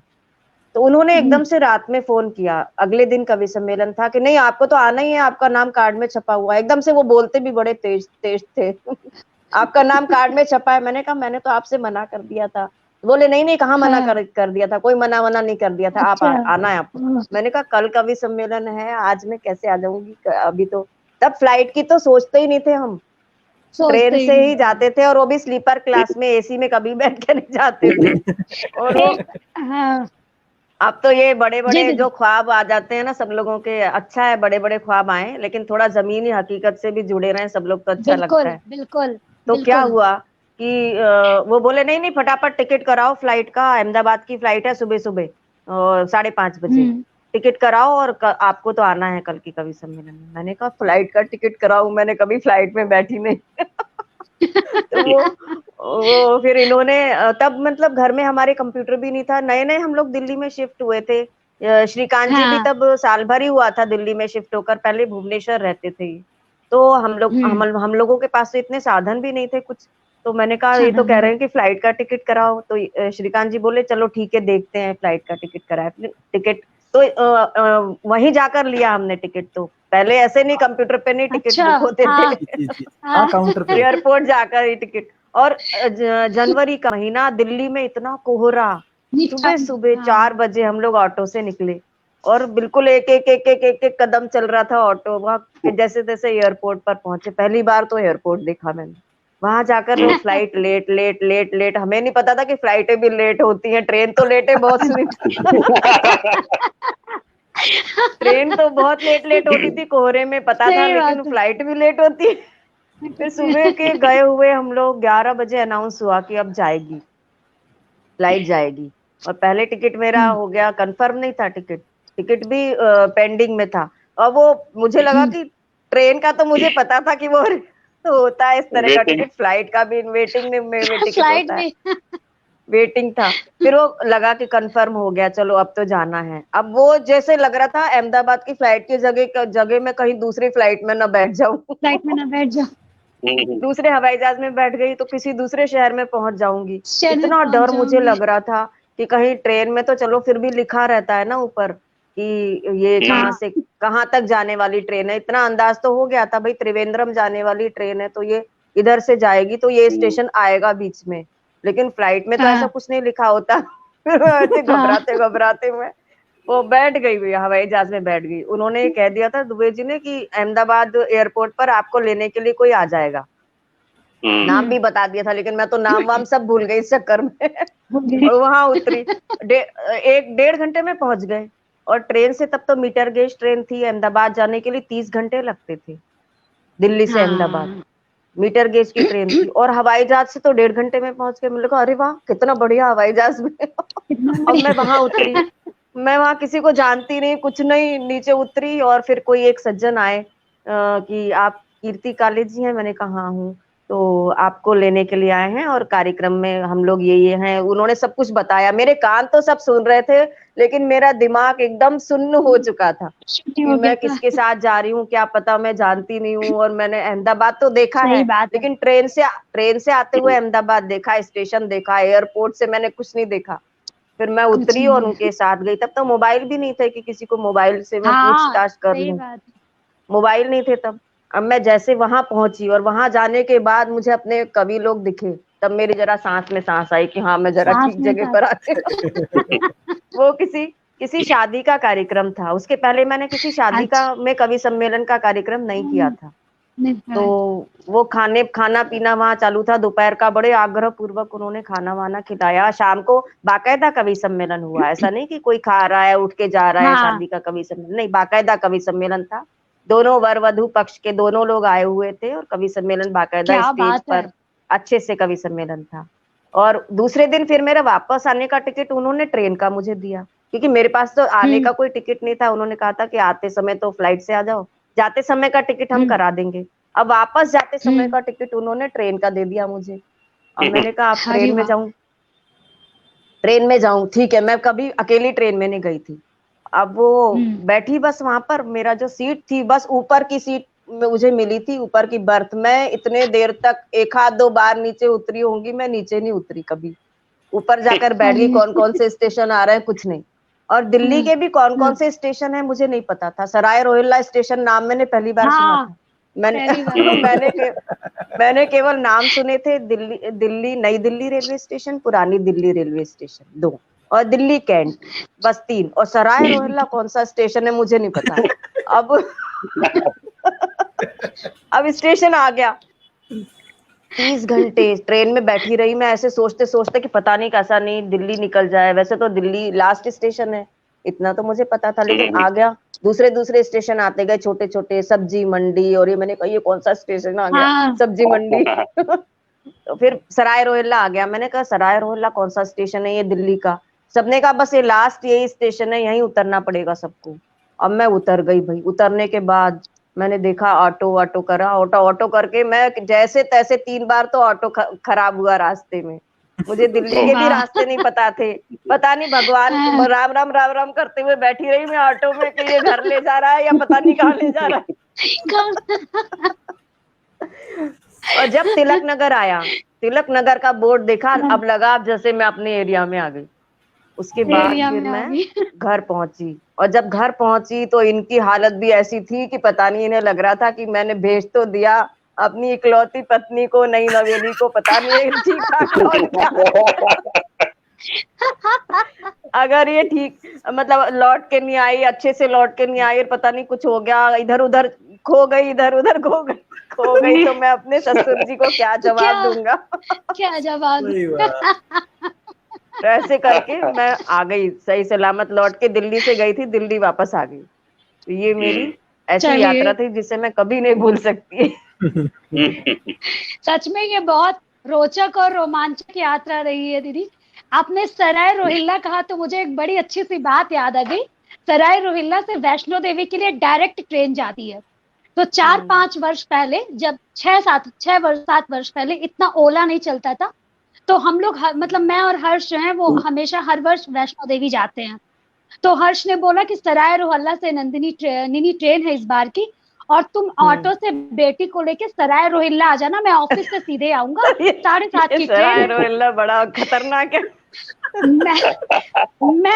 मैं बताऊं आपको, मैं और गई रिक्शे से सीमापुरी, और ऑटो वाले से बोला मुझे गोरिल्ला स्टेशन जाना है। वाह वाह वाह, गोरिल्ला। अब वो परेशान, अरे ये तो कोई स्टेशन नहीं है। हम के भैया है, मेरे पति इंतजार कर रहे हैं, मुझे गोरिल्ला स्टेशन छोड़ दो। और वो बेचारा परेशान, वो टिक टिक वाली टैटे वाला मोबाइल था, नोकिया वाला। फिर मैंने फोन लगाया, मैंने बोला ये तो कह रहा कोई गोरिल्ला स्टेशन नहीं है, कहे अंग्रेजी में भी लड़की इसलिए नहीं ले आए थे, पागल सराय रोहिल्ला, जल्दी आए, 1 घंटे में ट्रेन छूट जाएगी। तो वो याद आ गया मुझे कि गोरिल्ला स्टेशन मैंने बोला उसको। उस समय तो सराय रोहिल्ला भी गोरिल्ला जैसा ही लग रहा था।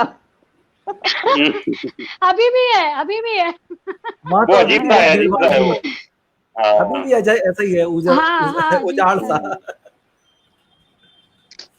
जी प्रवीण जी, आपके पास आती हूँ, उसके बाद जल्दी जल्दी से जो है कुछ सुना भी जाएगा कि आपके अब तक की काव्य यात्रा का सबसे अविस्मरणीय पल कौन सा रहा?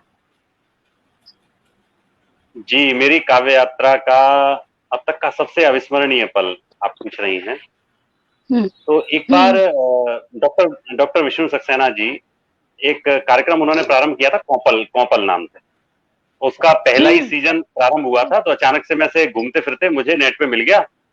तो मैंने विद्यालय में बैठे बैठे ही वो उसमें अप्लाई कर दिया। उसमें 2 गीत अपने भेजने थे लिखे हुए, और उनका एक एक मुखड़ा और अंतरा गा के भेजना था। तो मैंने 2 गीत अपने भेजे जी। अब उसका रिजल्ट अनाउंस होना था, 15 लोगों को उन्हें लेना था उसमें। तो मेरी एक फिरोजाबाद की एक महिला कवि मित्र भी हैं, तो उनको भी मैंने अप्लाई करवाया। मेरी हम उम्र हैं, मैंने उनको अप्लाई करवाया। तो जब उसका रिजल्ट अनाउंस हुआ तो उनका उसमें हो गया, मेरा नहीं हुआ। अब मैं एकदम से मतलब डिप्रेस्ड हो गया बहुत ज्यादा, और जबकि मुझे पूरा भरोसा था कि मेरा हो ही जाएगा, मतलब सुपर भरोसा था कि कोई मतलब ऐसा हो ही नहीं सकता कि मुझे सेलेक्ट ना करें। अब मेरा हौसला बुरी तरह टूट गया। हाँ, अब मेरा हौसला इतना टूटा कि मैं मतलब उसी के सामने फोन पे रोने लग गया कि ये क्या हुआ। फिर वो अपने पिताजी के साथ और उनकी दीदी के साथ वो दिल्ली जाने के लिए तैयार। शायद 11 अगस्त का दिन था, वो जाने के लिए तैयार। शाम को 4:30 बजे का प्रोग्राम था। तो उन्होंने कहा कि बेटा ऐसा है, उनके पिताजी ने, कि आपने ही डलवाया था, आप भी चलो साथ में। तो मेरा भी ये लालच कि मैंने कहा चलिए सेल्फी हो जाएगी साथ में। तो लौट के जी वो चंडीगढ़ होते हुए उधर रास्ते से जा रहे थे, और मैं यहाँ से फिरोजाबाद से एक्सप्रेस वे होते हुए बस में बैठा हुआ था। और उस दिन बस भी बिल्कुल खाली, बस 4-5 सवारियां उसमें। मैं अपने कान में ईयरफोन लगा हुआ गाने सुनते हुए जा रहा था। अचानक से फोन की घंटी बजी, नया नंबर। अब मैंने वो फोन रिसीव किया। पहले तो सोचता रहा कि किसका है, क्या है, नहीं याद आया, तो उठा लिया। बोल रहा हूँ कि मैं डॉक्टर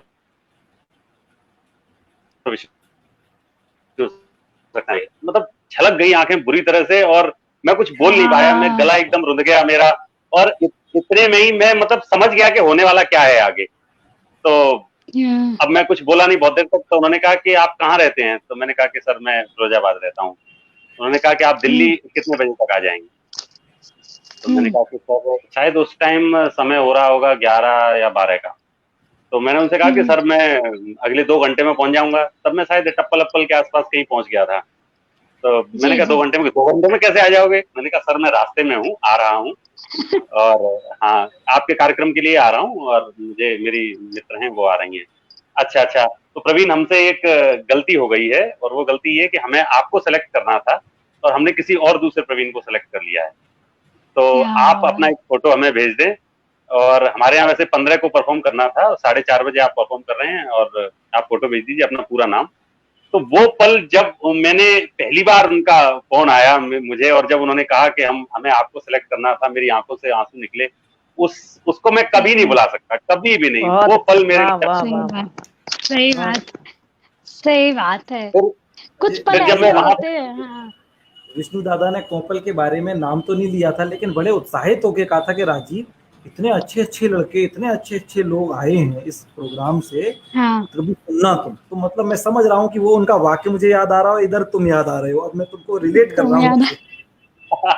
हाँ, ये काम देखो डॉक्टर हाँ विष्णु सक्सेना जी ने ये काम बहुत अच्छा किया है, अपने से सही आगे बात आने वाली पीढ़ी को प्रोत्साहित करने के लिए, जो अच्छा लोग लिख रहे हैं उनको प्रोत्साहित करने के लिए बहुत अच्छा प्रकल्प ये शुरू किया है, कोपल के नाम से और हाँ, प्रयास के नाम से जो उन्होंने शुरू प्रयास के किया है। नाम से जी भी। हाँ, हाँ, प्रयास उसका प्रयास प्रयास तो उसकी जितनी प्रशंसा की जाए वो कम है।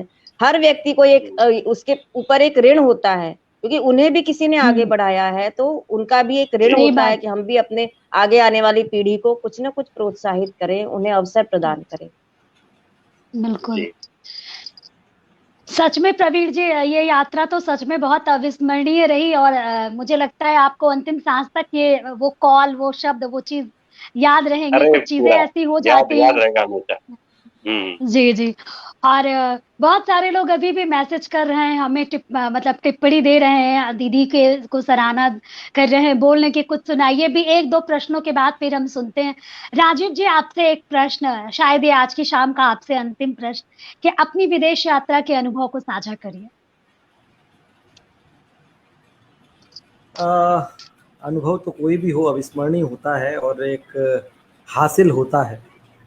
तो हिंदुस्तान की सरहद के को छोड़कर मैं जिस देश में गया, नाम उज्बेकिस्तान है, लेकिन मैं ताशकंद गया, और ताशकंद से तो हर हिंदुस्तानी की स्मृतियाँ जुड़ी। ओह, सही बात। और ताशकंद में लाल बहादुर शास्त्री जो सभागार है, जो संस्थान है, हम्म, वो हम्म, सांस्कृतिक केंद्र, तो हम्म, वहाँ पर काव्य पाठ करना था।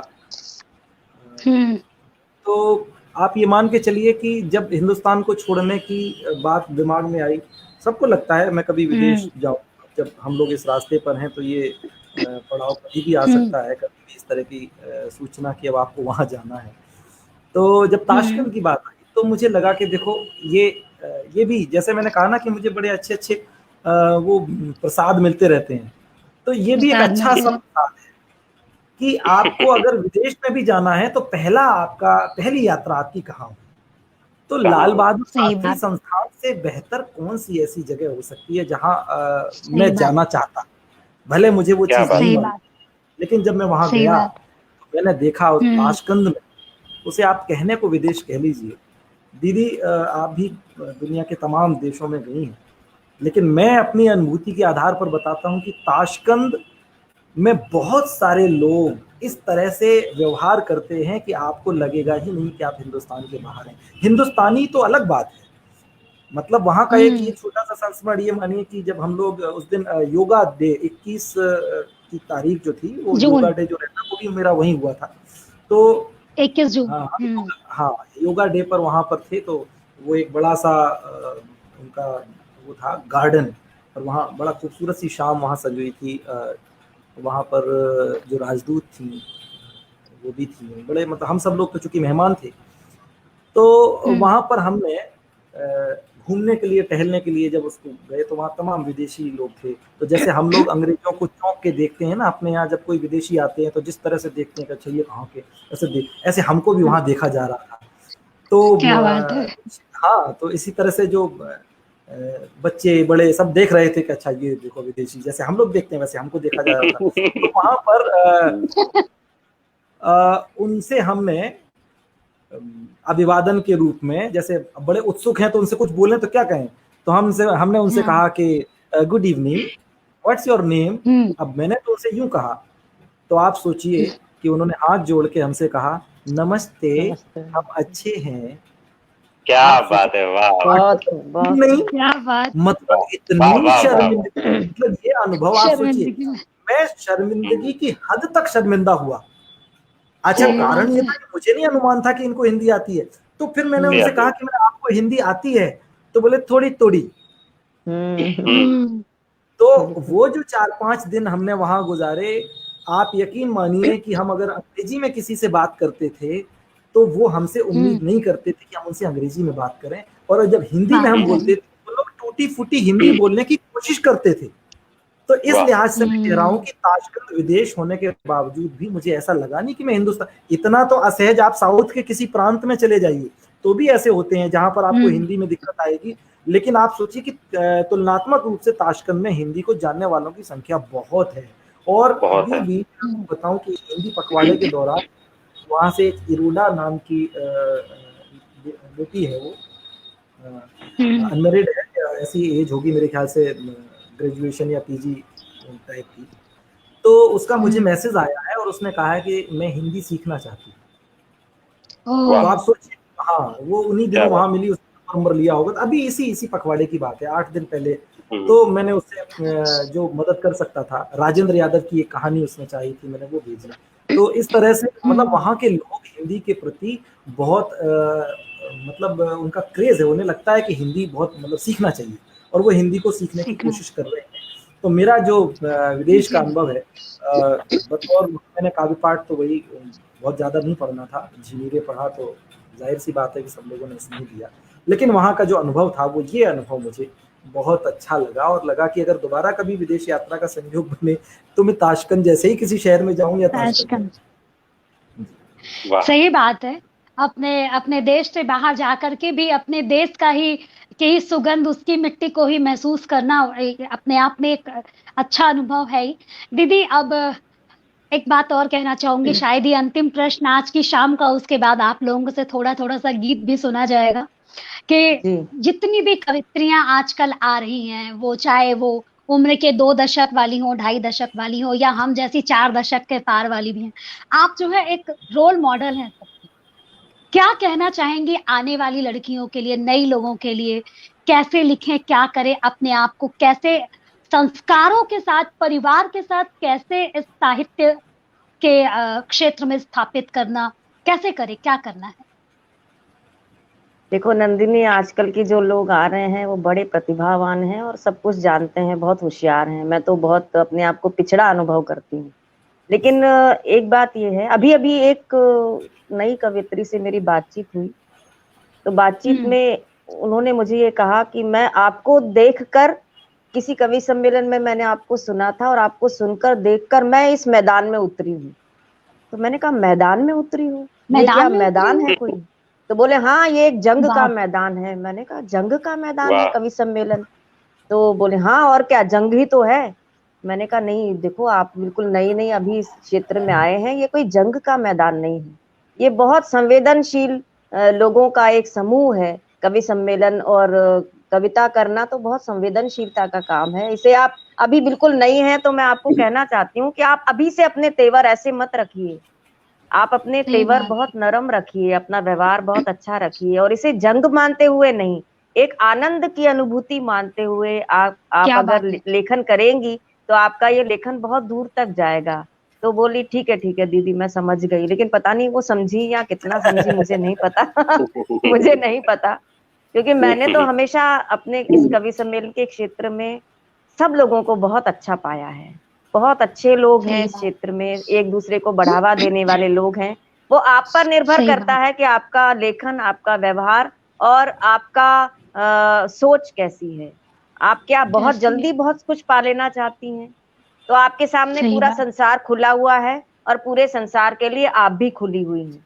लेकिन आप समय के हिसाब से, अपनी प्रतिभा के हिसाब से, जो भी कुछ आपको मिलता चला गया, और आपको जो ईश्वर का प्रसाद प्रसाद की तरह से जो मिलता चला गया, उसे ग्रहण करें। और बहुत जल्दी बहुत कुछ पाने की ललक जिसमें होती है, उसे बहुत सारे समझौते करने पड़ते हैं, ये सभी लोग जानते बिल्कुल। हैं। अन्यथा बिल्कुल। आप अपने हिसाब से चलेंगे तो आपको कोई समझौता करने की आवश्यकता नहीं है। बहुत अच्छी प्रतिभाएं इस क्षेत्र में हैं, बहुत अच्छे लोग इस क्षेत्र में हैं, लेकिन आप ये सोचेंगी कि मैं इसे गिराकर, इसे हटाकर मैं किसी आगे बढ़ जाऊंगी या आगे निकल जाऊंगी, तो यहाँ तो आगे पीछे का कोई सवाल ही नहीं है। अगर आज आपके इस जो लाइव प्रोग्राम चल रहा है, इसमें जितने लोग देख रहे हैं, उसके हिसाब से अगर आप तय करने लगेंगे कि आज मैं इतनी बड़ी हो गई, मुझे इतने लोगों ने देख लिया या मेरी बात इतने लोगों ने सुन ली, तो ये तो बहुत छोटी सी बात है। आपने कविता कैसे लिखी, आपकी कविता जो लिखी हुई है वो किस पायदान पर खड़ी हुई है, ये बहुत बड़ी बात है। उससे आपको आनंद कितना मिल रहा है उस कविता को लिखने में। और दूसरी बात ये, जो नए लोग आ रहे हैं वो कॉपी पेस्ट बहुत जल्दी कर लेते हैं, तो उनकी अलग से पहचान कोई नहीं बनती। क्या पहचान बनेगी? मेरी कविताओं की धुनों पर बहुत सारे लोग सुनाते हैं, जिस धुन में मैंने अपनी कविताओं की धुनें मैंने स्वयं बनाई हैं, मेरी धुनों पर पूरा देश गा रहा है, ये मेरे लिए तो गर्व की बात है, संतुष्टि की बात है। लेकिन उनकी पहचान कहाँ अलग से बनेगी? अगर आप किसी का थॉट ले लेते हैं, किसी के शब्द ले लेते हैं, तुकांत चुरा लेते हैं, उसके बाद आप उसमें शब्द भर देते हैं, तो आपका गला अच्छा है, आप बहुत रूपवती दिखती हैं, तो थोड़ी देर के लिए चमक आपकी बनी रहेगी, लोग आपको बुलाएंगे भी, लेकिन स्थायित्व नहीं मिलता उससे। स्थायित्व तो तब मिलता है जब आपकी रचना भी ऐसी हो कि जो वो 20 साल पहले भी उसी तरह सुनी जाए, 20 साल बाद भी उसी तरह सुनी जाए, और उसके आगे आने वाले 20 साल बाद भी जब आपका रूप सौंदर्य ढल जाए, उसके बाद भी वो उसी तरह सुनी जाए, तब तो वो आपकी गुणवत्ता है। उसके पहले वो फिर आपकी गुणवत्ता नहीं है। तो बहुत धैर्य से चलने की आवश्यकता है। राजीव जी ने भी जिस तरह बताया, प्रवीण जी ने बताया, ये पूरा जो कवि सम्मेलन की दुनिया है, बहुत अच्छे लोग इसमें हैं, एक दूसरे को बढ़ावा देने वाले लोग हैं। लेकिन हाँ, जो बहुत जल्दी बहुत कुछ प्राप्त कर लेना चाहता है, वो उन लोगों के लिए शॉर्टकट है, वो शॉर्टकट रास्ते से आगे चलते हैं। मेरे साथ भी पता नहीं कितने कवि आए, कितनी कवित्रियां आई। जब मैंने 1988 में पहला मंच पढ़ा था, उसके बाद से कितने लोग आए, कितने लोग आज कहीं दिखाई नहीं देते, कहाँ चले गए? जिन्होंने केवल कॉपी पेस्ट किया था वो कहीं नहीं है आज, नहीं बात। उनकी कविताएं भी कहीं नहीं है। और कई सारे महाकवियों ने ऐसी कवित्रियां, मैं उनको नहीं कहूंगी, बहुत खुली बात कह रही हूँ आज नंदिनी आपके मंच पर, बहुत सारे ऐसे महाकवि जिन्हें हम महाकवि कहते हैं, जिनके नाम की मिसालें दी जाती हैं, उन्होंने कवि सम्मेलन के मंच पर कुछ ऐसी लड़कियों को भी आगे बढ़ाया जो कविता लिखना नहीं जानती, जिन्हें कविता की कोई समझ भी नहीं, लिखने की बात अलग छोड़ दीजिए, कविता की कोई समझ भी नहीं। उन्होंने उस समझ को उनमें विकसित भी नहीं किया इतने सालों में, और उन्हें कवित्री के रूप में मंच पर प्रतिष्ठित करते रहे। आज अगर वो उनका देहांत हो गया, वो इस दुनिया में नहीं है, उसके बाद वो भी नहीं है, वो कहाँ चली गई फिर? लेकिन ऐसी लड़कियों ने हम जैसी कवित्रियों के मार्ग में रोड़े बहुत अटकाए, लेकिन हमने उसे एक चुनौती के रूप में लिया, क्योंकि जिस दृष्टि से लोग उन्हें देख रहे हैं प्रारंभ में, उसी दृष्टि से हमें भी देखते थे। वो तो धीरे धीरे पता चलता है कि कौन कैसा है। तो ये बहुत बड़ी चुनौती होती है। मेरे सामने कवियों के लिए कोई चुनौती नहीं है, कवि मेरे सामने कभी चुनौती नहीं रहे, और कोई अच्छी मौलिक प्रतिभावान कवित्री भी मेरे लिए कभी चुनौती नहीं रही। मुझे तो वो उत्साहित करती थी कि हाँ, मैं इनसे कुछ अच्छा लिख जाऊं। लेकिन ऐसी लड़कियां मेरे लिए हमेशा मंच पर चुनौती रही, मतलब मेरे मार्ग की बाधा रही, जो कवित्रियां नहीं हैं, केवल गायिकाएं हैं, और जिन्हें हमारे महाकवियों ने मंच पर कवित्री के रूप में स्थापित कर दिया है या ले लेकर चलते हैं। तो वो मेरे लिए बहुत बड़ा रोड़ा थी, जो समय के साथ अपने आप पता नहीं कहाँ विलीन हो गई। लेकिन ऐसे लोगों को कभी, ऐसी लड़कियों को आगे नहीं बढ़ाना चाहिए। वो गायिकाएं हो सकती हैं, वो नर्तकियां हो सकती हैं, वो कुछ और भी हो सकती हैं, लेकिन कवित्री या कवि एक बहुत शुचितापूर्ण शब्द होता है, बहुत प्रतिष्ठित शब्द होता है। तो ऐसे प्रतिष्ठात्मक स्थान पर जहाँ हम माँ सरस्वती की प्रतिष्ठा करते हैं, उनकी पूजा अर्चना करते हैं, वहां पर अच्छे लोग ही बैठे तो अच्छा लगता है। बिल्कुल सही बात है दीदी, और जो कुछ भी आपने कहा ज्यादा कुछ नहीं कहूंगी। वो सब महसूस करती हूँ कि सच में ऐसे लोग ही ऐसे लोगों से ही मतलब जिसको कह सकते हैं डर होता है। और एक बात और कहना चाहती हूँ कि रिश्ता हो या कविता, सहज पके सो मीठा होए, तो वक्त देना चाहिए अपने कविताओं को भी और रिश्तों को भी। वाह, वो धीरे धीरे पकते हैं, धीरे धीरे रिश्ते हैं तो मीठे हो जाते हैं। और बिल्कुल अब श्रोताओं, अब हम कुछ सुनेंगे। और प्रवीण जी, एक गीत जल्दी से, छोटा सा कुछ भी, दीदी को सुन, जी फिर जी राजीव जी के पास आते हैं और दीदी के पास 15 मिनट है हमारे पास। जल्दी से कुछ सुना जी। दीजिए। चलिए बातों चलिए में मैं पूरा समय 4 चला गया ना। वैसे भी कहते हैं कि महिलाएं बहुत बातें करती हैं। नहीं नहीं दीदी, आज देखिए बड़ा लाइव, ज्ञानवर्धक था। नहीं राजीव जी, हम कविताएं तो रोज आकर के लाइव सुना सकते, कभी भी ठीक सुना है। सकते। ये चर्चाएं कहाँ लाइव होती हैं?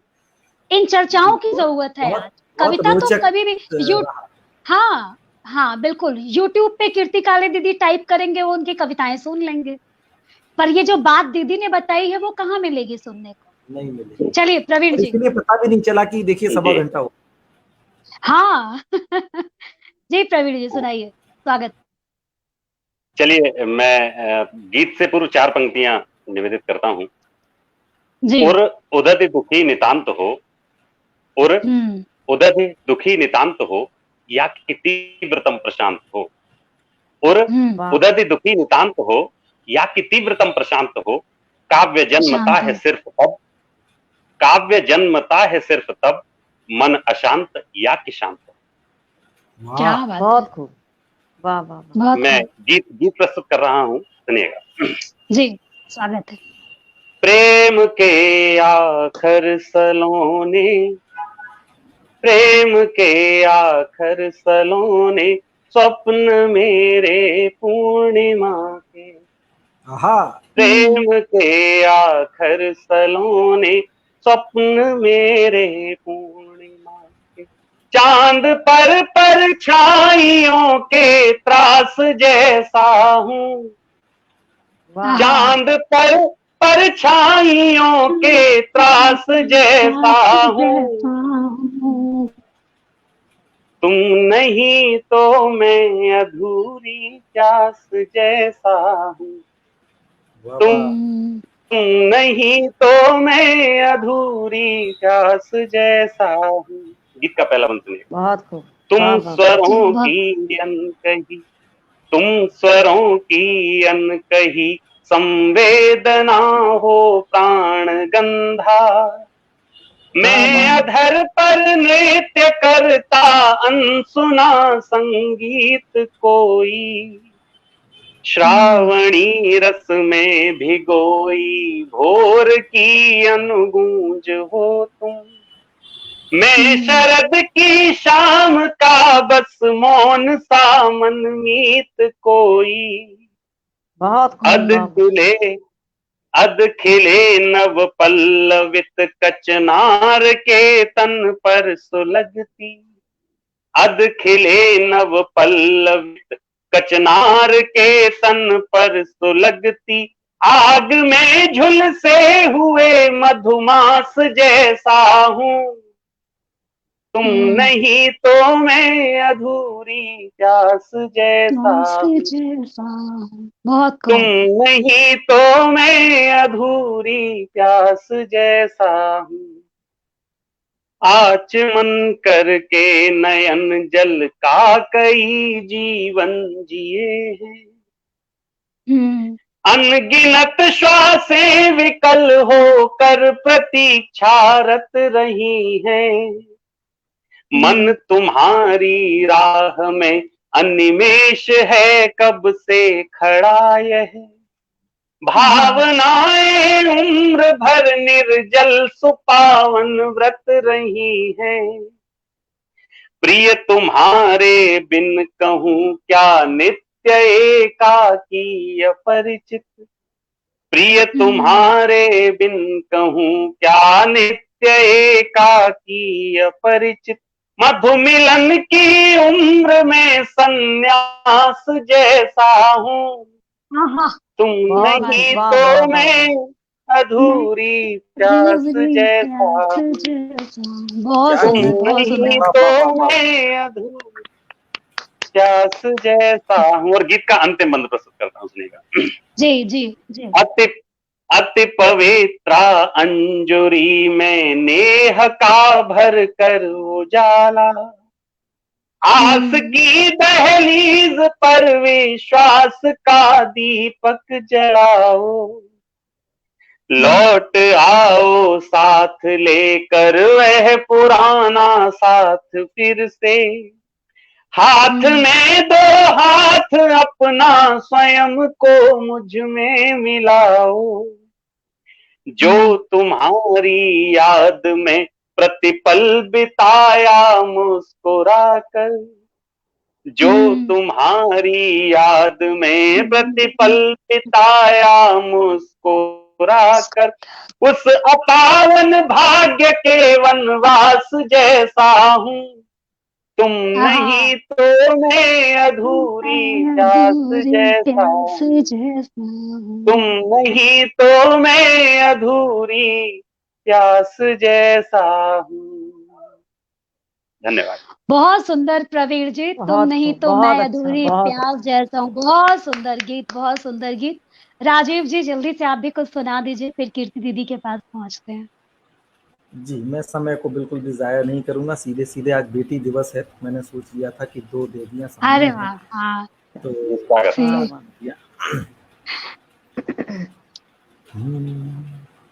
अल्पनामय देहरी कर बांध बंधन वार को, अल्पनामय देहरी कर बांध बंधन वार को, हर उमंगो जोश से देती हर एक त्योहार को, दौज का आशीष टीका, दौज का आशीष टीका, राखियां बन प्यार की, बेटियां ही घर बनाती हैं दरो दीवार को, बेटियां घर बनाती हैं दरो दीवार को। तो बेटियों की ही एक सच कहानी एक छोटे से गीत में आपके समक्ष रखता हूँ। स्वागत है। पतंग को प्रतीक मानते हुए मैंने नारी जीवन को एक गीत के रूप में ढाला है आपके समक्ष। स्वागत है।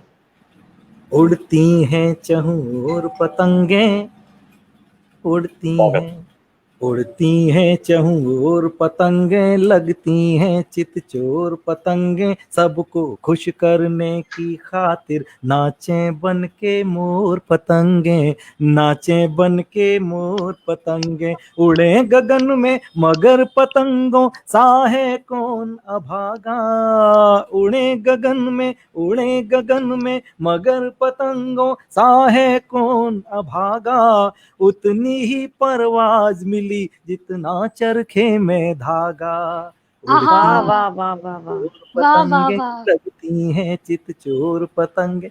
ये जो बंधन है, इस बंधन का नारी जीवन के साथ क्या संबंध है, क्या उनकी पीड़ा है, जो मैंने महसूस किया वो आपके समक्ष रखता हूँ। नारी जीवन के 3 पन, बचपन, यौवन और उसके बाद वृद्धावस्था, और ये दुनिया का सच कि अंबर का विस्तार नयन में स्वप्न संजोता है, जब वो छोटी होती है, अंबर का विस्तार नयन में स्वप्न संजोता है, दूर छितिज तक उड़ पाने की ख्वाहिश बोता है, सपने तो सपने हैं अपने कभी नहीं होते, सपने तो सपने तो सपने हैं अपने कभी नहीं होते, बंधन चाहे जैसा भी हो बंधन होता है, ठुमक रही कठपुतली बनकर घूम रही हैं, तकली बनकर ठुमक रही कठपुतली बनकर घूम रही हैं, तकली बनकर किस्मत की थापों पर बेबस बजती आई ढपली बनकर, बजती आई ढपली बनकर, जगी युगों की सुबहें लेकिन इनका भाग्य न जागा, जगी युगों की सुबहें, जगी युगों की सुबहें लेकिन इनका भाग्य न जागा, उतनी ही परवाज मिली जितना चरखे में धागा, उड़ती वाह हैं वाह। और पतंगे। बहुत खूब, बहुत खूब, वाह वाह वाह। बहुत और खूब, बहुत अपन खूब। जब माँ बाप की देहरी छोड़कर दूसरे आंगन में आती हैं कि जी। पहले पहल पिता के हाथों में जी भर खेली, बंधन ने साथ नहीं छोड़ा।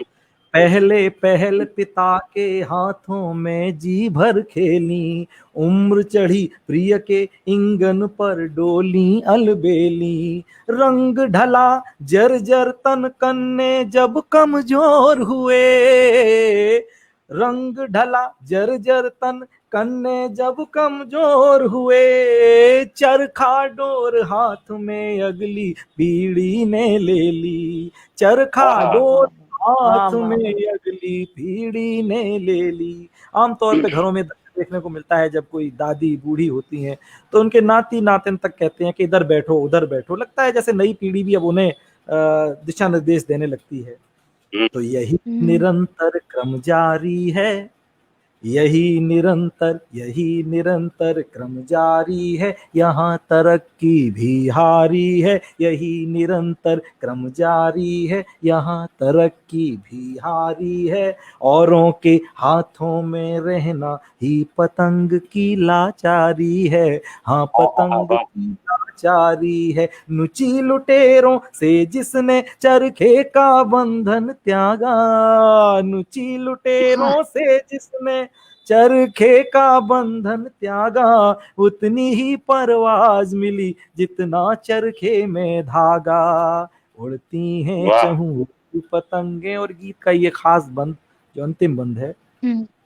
कि देख थिरकती देह पतंगों की अंबर तल पर, एक प्रश्न उठाता हूं, देख हम्म। थिरकती देह पतंगों की अंबर तल पर, ताली दे हंसती है दुनिया खुश होती जमकर, वही लगा कर दांव फंसा कर पेच काट देती, वही वाह लगा वाह कर वाह वाह वाह वाह, दांव बहुत फंसा खूब, कर बहुत खूब। पेच बहुत बढ़िया। काट देती, ऊपर उठती हुई पतंगे क्यों लगती नश्तर, क्या उनको वाह। अधिकार नहीं है, क्या उनको अधिकार उनको नहीं है, क्या उनका संसार नहीं है, खुद वाह से नहीं है। ऊपर उनका होना, बोलो क्यों स्वीकार नहीं है, बोलो वाह। क्यों स्वीकार नहीं है, कब तक शबनम पर जाएगा अहम का शोला दागा, कब तक हाँ। शबनम पर जाएगा अहम का शोला दागा, उतनी ही परवाज मिली जितना चरखे में धागा, उड़ती हैं चहु और पतंगे लगती हैं चित चोर पतंगे, उड़ती हैं चहु और पतंगे। वाह वाह वाह वाह, वाह बहुत वाह अच्छा, वाह वाह बहुत बहुत भैया अच्छा, वाह। सुंदर, बहुत बहुत अच्छा। सुंदर गीत। और सच में एकदम भावुक कर दिया। और दीदी अब आपके पास आती हूँ कि आप कुछ सुनाइए और इस कार्यक्रम का समापन किया जाए। ये आज क्योंकि बेटी दिवस है तो मैं अपना बेटी वाला ही गीत सुना देती हूँ। हाँ, क्या मेरी जी बेटी को जी, पूरा स्वागत याद है स्वागत। वो गीत। सुनाती हूँ, सुनिए। बेटी की विदाई का ये गीत है। और जी। इसकी बस इतनी सी भूमिका है कि सुरेंद्र दुबे जी की बिटिया की शादी थी। मैं कार्ड वार्ड छप रहे थे उस समय, मैं उनके घर गई थी और वहाँ हम्म। सब देख रही थी तैयारियां कैसे चल रही हैं। उसके बाद जब मैं अपने घर लौट रही थी, ट्रेन में बैठे बैठे मैंने ये गीत लिखा। गीत नहीं अब मेरी बेटी भी अब इतनी स्वागत। बड़ी हो गई है कि उसे भी अब विदा करना ही पड़ेगा, तो एकदम से मन है। जी। को ऐसे धक्स हो जाता है ये देख सुनकर या महसूस करके भी कि जिस बेटी को हमने इतने सालों तक अपने साथ रखा, मतलब अपने बिल्कुल कलेजे का टुकड़ा ही कहना चाहिए, उसे निकाल कर किसी दूसरे को दे देना ये कितनी बड़ी बात होती है। उसे बस अनुभव किया जा सकता है। वो सुनिए। कि भर भर आए नैना दिन रहना नहीं चैना, भर भर आए नैना दिन रहना नहीं चैना, मन में उठा है भूचाल रे, बिटिया चली है ससुराल। भर भर आए नैना, दिन रहना नहीं चैना, मन में उठा है भूचाल रे, बिटिया चली है ससुराल। और कहनी है बिटिया ये बात जरूरी, बात जरूरी, तेरे बिना थी मैं निपट अधूरी, निपट अधूरी, होने से तेरे मैं हो गई पूरी, होने से तेरे मैं हो गई पूरी, तू मेरे जीवन की है कस्तूरी। और माँ की दुलारी बिटिया, बाबा की प्यारी बिटिया, माँ की दुलारी बिटिया, बाबा की प्यारी बिटिया, कर दिया जीवन निहाल रे, बिटिया चली है ससुराल। और याद है तेरी वो तुतलाती बोली, वो तुतलाती बोली, झूठी मूठी रूठा रूठी सूरत वो भोली, सूरत वो भोली, प्यारी प्यारी गुड़िया की चुनर चोली, प्यारी प्यारी गुड़िया की चुनर चोली, नन्हे नन्हे हाथों की पहली रंगोली, और भूले बिसरे वादों की खट्टी मीठी यादों की, भूले बिसरे वादों की खट्टी मीठी यादों की, बैठी हूँ एल्बम निकाल रे, बिटिया चली है ससुराल। और कल तक तो तू मेरी गोदी में सोती थी, गोदी में सोती। अभी मेरी बेटी जर्मनी में है और उसे आना था, लेकिन कोरोना शुरू हो गया तो वो आ नहीं पाई। अब पता नहीं कब आ पाती है, देखते हैं।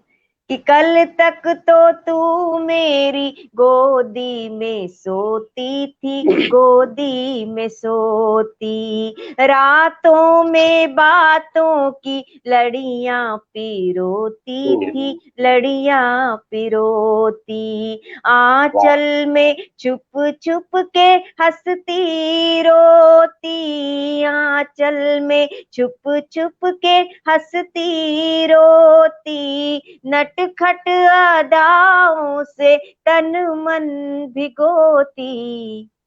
और कब तू सयानी हुई, कब तू सयानी हुई, राजा की रानी हुई, कब तू सयानी हुई, राजा की रानी हुई, पल में गुजर गए साल रे, बिटिया चली है ससुराल।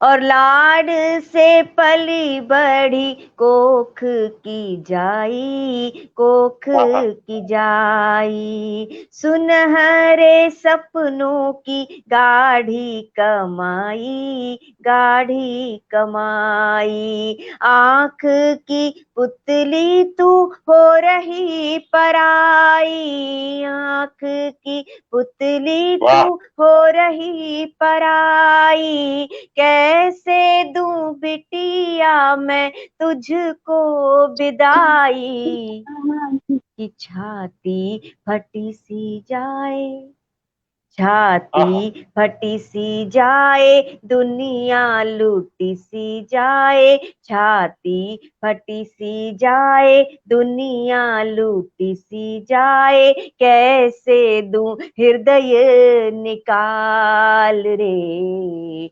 बिटिया चली है ससुराल। और दोनों कुलों का तू मान बढ़ाना, मान बढ़ाना। रिश्तों को नातों को मन से निभाना, मन से निभाना। प्रेम को प्रेम से सबको ही अपना बनाना, प्रेम से सबको ही अपना बनाना। स्नेह के दीपक यूं ही जलाना, और फूले तेरी फुलवारी आसीसे महतारी, फूले तेरी फुलवारी आसीसे महतारी। रखना सभी का ख्याल रे, क्या बात है। बिटिया चली है ससुराल वाह रे, वाह वाह, बिटिया चली है ससुराल।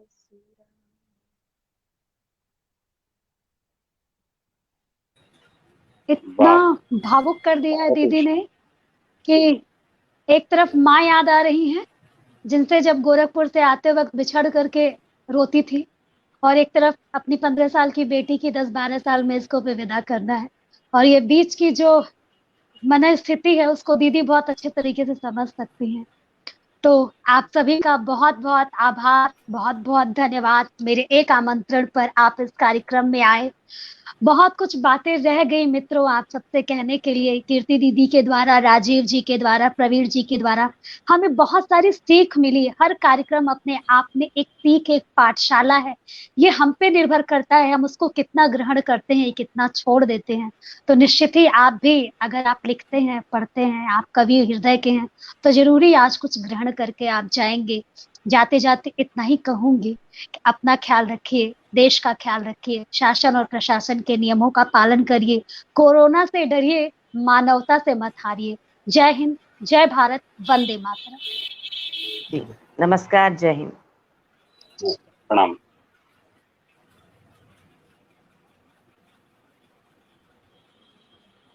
कैसा रहा राजीव जी? लाजवाब, अच्छा रहा। बहुत अच्छा, बहुत ही रोचक। और सच बात यह है कि मैं सोच रहा था कि 1.5 घंटे, लेकिन देखिए 1 घंटे 36 मिनट हो गए और मालूम नहीं हुआ। नहीं हुआ, नहीं चलता ऐसे। सर्वेश अस्थाना जी जब और मुकुल भैया आए थे